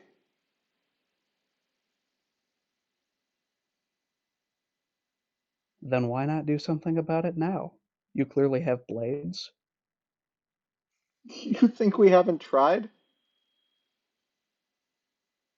No. Arthur is far too strong, far too wise, far too cunning for us to stand up against.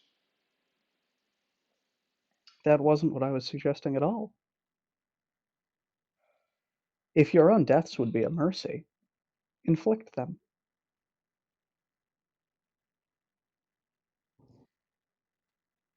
There's a difference between living and surviving. Indeed. I am aware.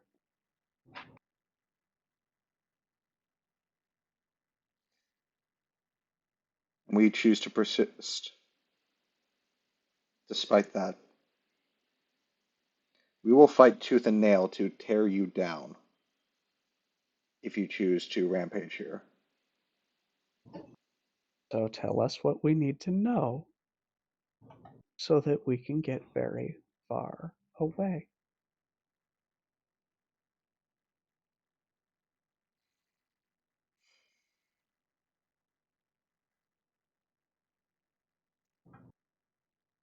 I need you to make a promise to me. And what would that be? Under no circumstances are you to tell that I or any of the tribe's people showed me what I'm going to show you.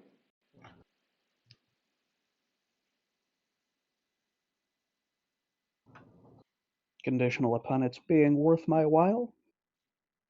Of course. No, I need this promise up front because this promise is betting my life. If you can't agree to that, then you can leave.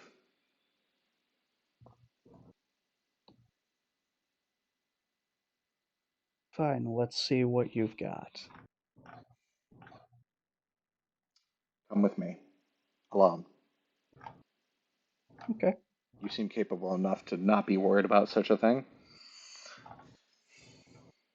See no reason that I should be worried about such a thing. Let's go. She takes you outside into the bitter cold as snow seems to be casting down across the berg.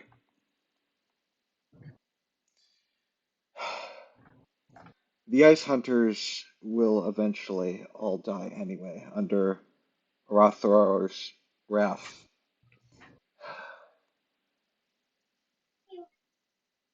I don't know what you make yourself out to be, whether you make yourself out to be a hero or just a random adventurer running the way, but you might be my best chance at this.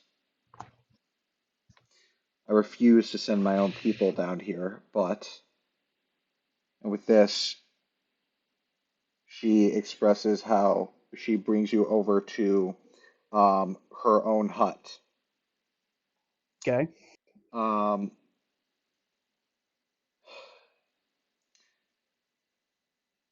Macatha Crimson, the tiefling, and by the way, for what it's worth, she's speaking common. Oh, okay. Yeah, it doesn't say she can, but fuck it. You know, at this Right. point, it's annoying to roleplay.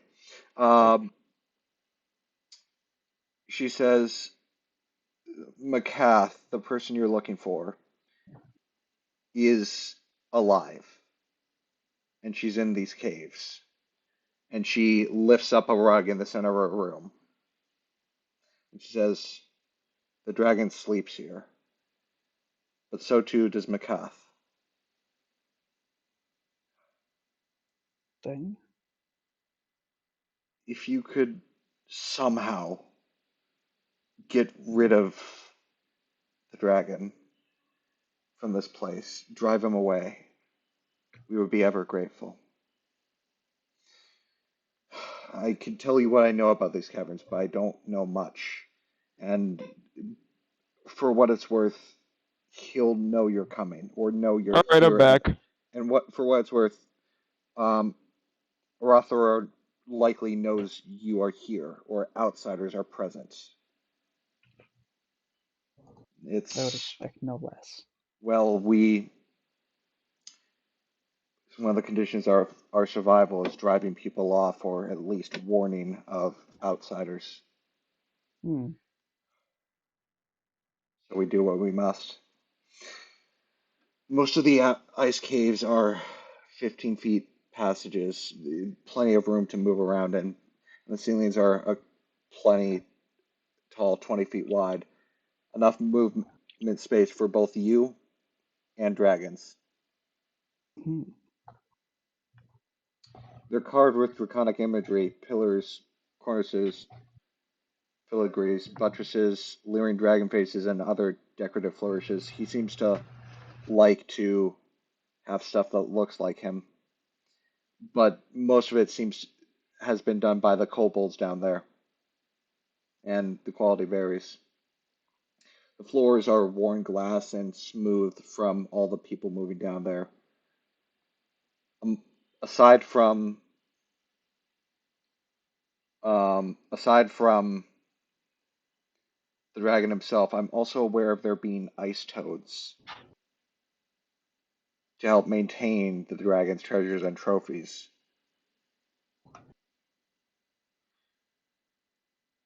They are not automatically hostile. Don't immediately go off killing the ice toads. They may be willing to aid you.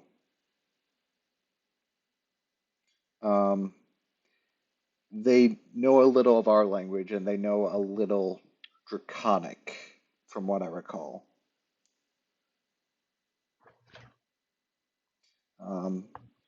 So that's your best bet on communicating with them.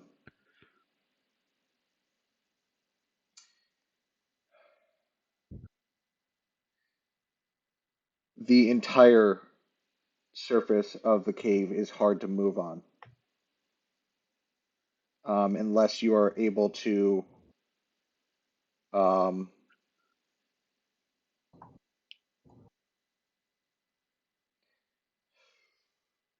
the kobolds move around using crampons, but without it, you're going to have a bit of trouble moving. And there are no stairs down there. It just slopes down and up as the elevation changes.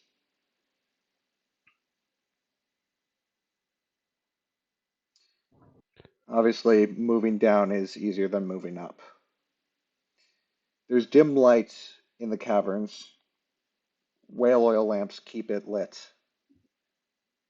And it's frigid down there.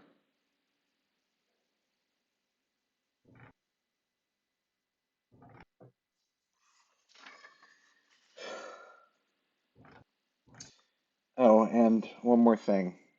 Quite often you'll run into severe bits of fog that will obscure your vision, making it where you can't see further than just in front of you. I recommend you and your allies gather rest and then make your way down there. However, understand that we can't, per se, protect you. So if some of his minions decide to come up in the night, you may find yourself not where you intended to be. You could go now and enter on your own terms, or you may be forced to enter on someone else's.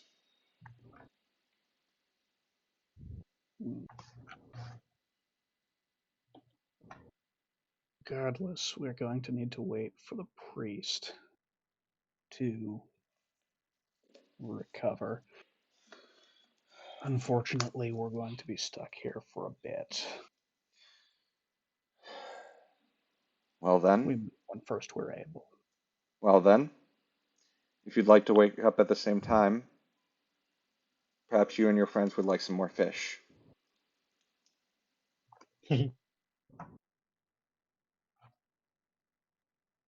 Making it would make it a bit more convincing that we actually held our bargain.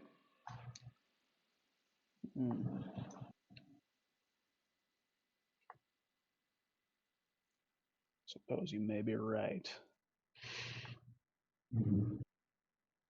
I apologize for spiking your food without telling you, but understand, we need to survive. My people come first. Someone who comes from a pack, I'm sure you understand that philosophy. That is an interpretation of my origins, yes. Can you convince your allies to eat the fish? At this point, yes, I believe I can. All right. With that, she hands you another platter of fish to take back to your allies. All right.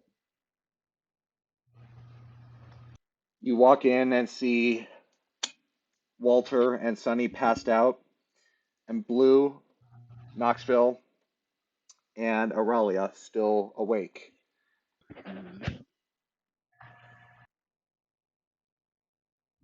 All right. So they have access to a tunnel to get to the dragon.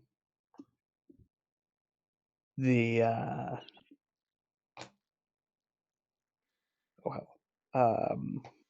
Macath is down there. It'll be difficult. There'll be plenty of space to move, but traction will be a bit difficult.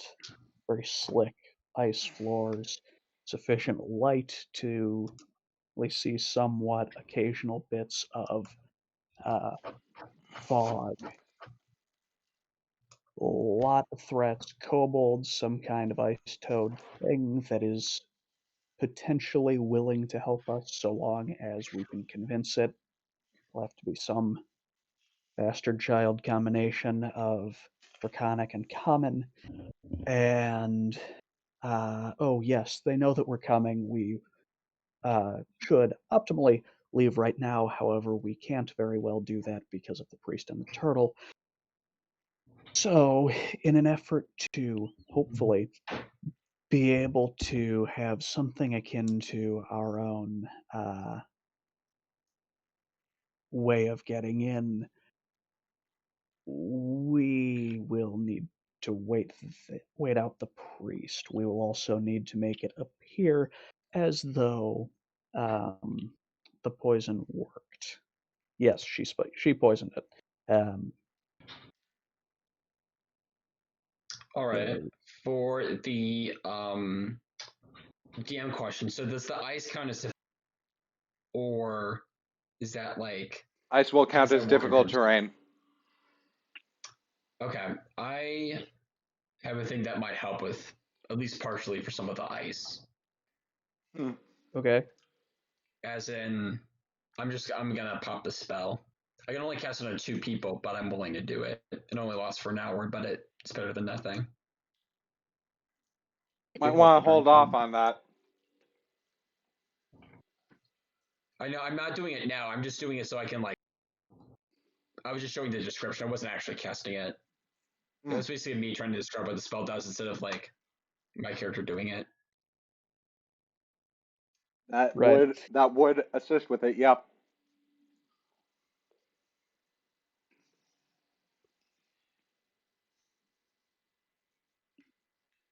So, of course, I suspect that this plate of fish has been spiked. She outright told you it was. Oh, okay, cool. So yes, this has been spiked. We need some way to make it appear that we all ate quite a bit. 'Cause I would prefer not to be entirely defenseless.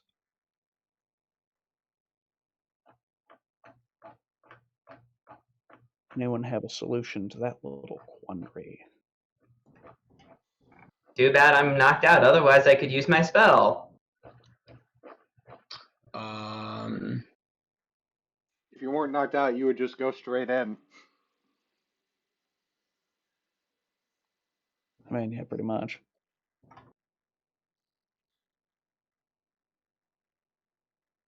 Also suspect that we're being set up, but I have nothing to go on for sure with that. Meanwhile, the translator excuses himself and says, "I think this is where my service ends. I'm going to make my way back to the ship, if you don't mind. But if I could be so bold, perhaps if if the likelihood that you're to be brought in somewhere against your will together, maybe just keep your items close to your chest and down the fish. Maybe just let it happen.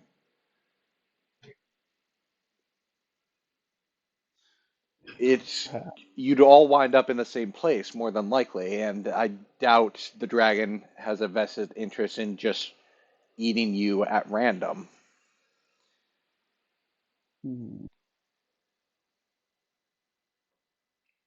We've made trips to the Sea of Moving Ice several times, and the dragon has never antagonized the frost skimmer. He's gotten close, but he managed to steer clear of him. Well, except for one time.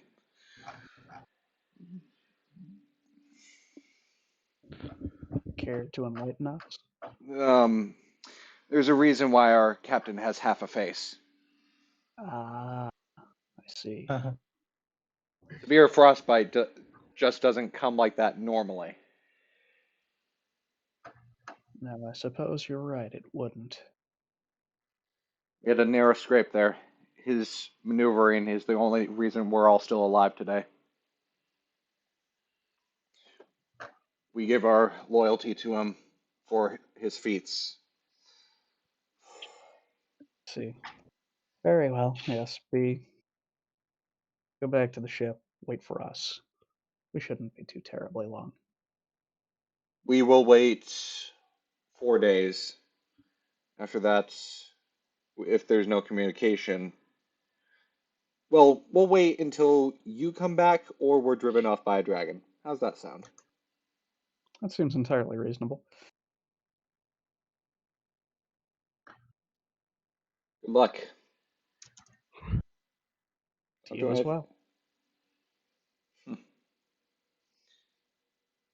Oh, by the way. It's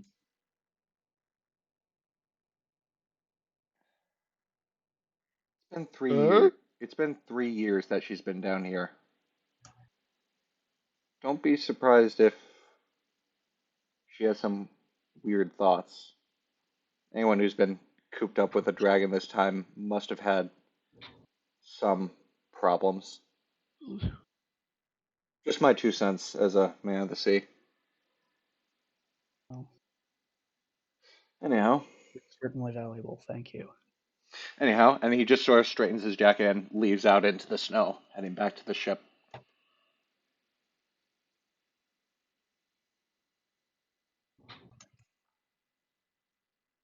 What do you do? Clean and reload my weapons. Sure everything's sitting nicely in my carrier setup. Fuck it. Let's go. And I'll take the dude's advice. Intentionally failing the save. Intentionally failing the save. Okay. As a result, you will take damage from the poison. However, what about the rest of you?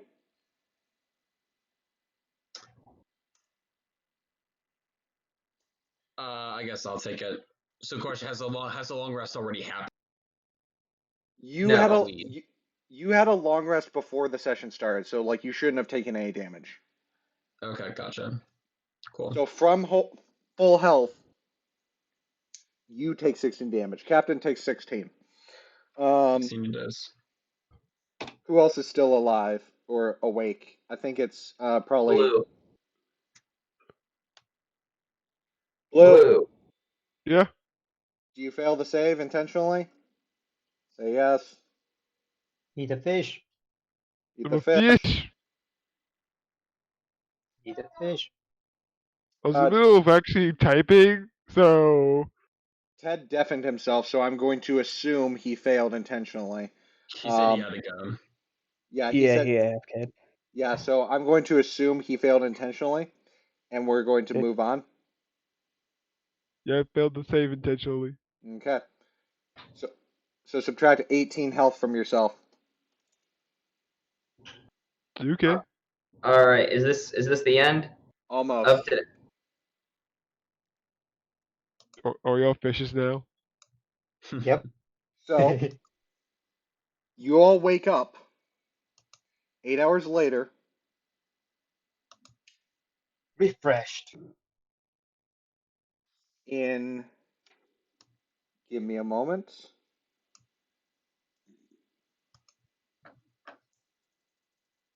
You're going to need to zoom out a lot on this page.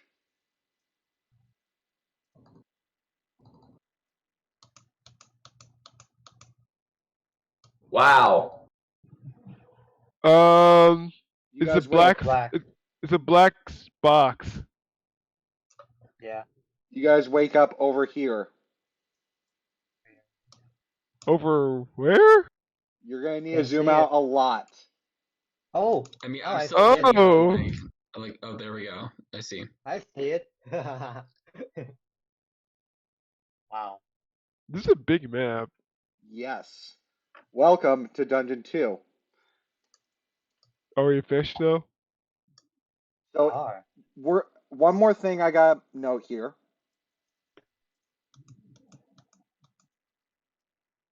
How many? 5.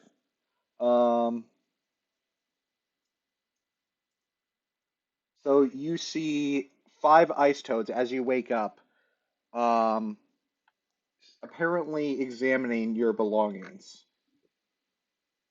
Hey! Little thieves. Anyone speak Draconic? I do. I speak Draconic. Okay. They can probably be reasoned with. We can probably just ask them nicely to, like, give us a bit of a hand here. If persuasion's involved, let me do it. I also speak. What do you say to them? They're looking through your stuff. I say, Well, excuse me, we're Wait, no, not. not priest. You don't want me speaking? What's your persuasion? Plus 5. Sorcerer? +9. Oh, Let the okay. sorcerer do it. Take your lead. There's our spokesperson. What do you say? So, for reference, are we basically our goal is to basically like They're looking through your stuff. Right, I know that, but I'm trying to clarify what I need to say before I say it, so I don't. Just tell them, please don't look through our stuff. We're not dead. Can you help us? There. More specific than that. Anyway, I guess I'll say very like I guess sweetly, hello there, in Draconic way. We're looking for assistance to get through this area. I guess dig through, dig into my bag and hand them a little piece of ration. I'll be like, you guys can have this if you help out. They seem very confused and just sort of almost scared away upon seeing you awake and hearing you talking. We mean no harm. We mean no harm. We just like some This is assistance. this is for me to avoid an encounter. So let me have this. Okay. Makes sense. Because I need to go in a few minutes for baseball. Yeah. So To provide you a bit of context, there are 2 ways you're normally supposed to enter this dungeon. One is here if you fail the poison save, and one is convincing the shaman that you're gonna help her. And depending on which one you go to, you encounter 5 ice toads and don't have the knowledge that they may be friendly, in which case you fight them. Or you convince the shaman and don't have an encounter as you enter. Perfectly timed background laugh, by the way. Yep. Yeah, that was pretty perfect. Yeah. So next time, let me just describe the room to you.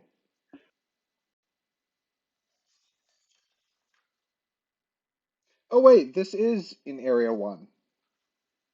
Area 51? Area equals Here we go. the side, the height times the length times the depth. that's Taking on volume. that relevance. Oh yeah, you're right. I don't know math. Here we go. Inside the hut, this is actually underneath the hut, and you can see the carpet from the roof. Okay. Old furs heaped atop poles are laid across an opening leading down to the ice cave. Steps are cut out of the wall into a chute, creating steep, icy stairs that drop down 100 feet in a tight spiral. Because this entrance is seldom used, the steps are increasingly obscured by frost as it descends. You look up the stairway, and it looks increasingly dangerous to climb down.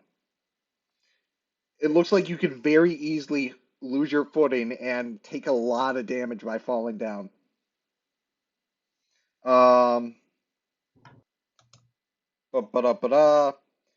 The exit to the corridor is an icy 15-foot wide passageway sloping downward.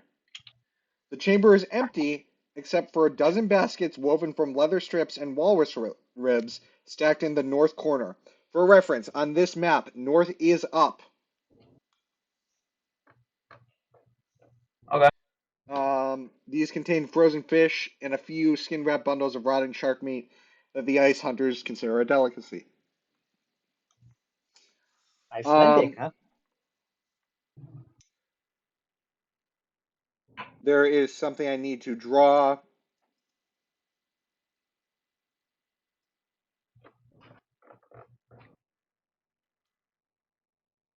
Can you guys see this? See what? Yeah. What is this? I see nothing. What is this Uh, supposed to be? The line. What line? There's the Oh, line. yes. Yeah, Okay. I see it. Diagonal line, yeah. Okay, good. So More lines. Ooh, writing.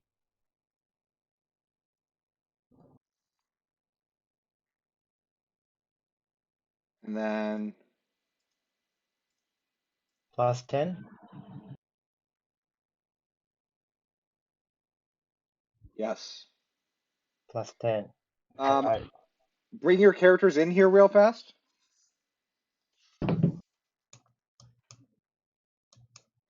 And I want you all to give yourself an aura.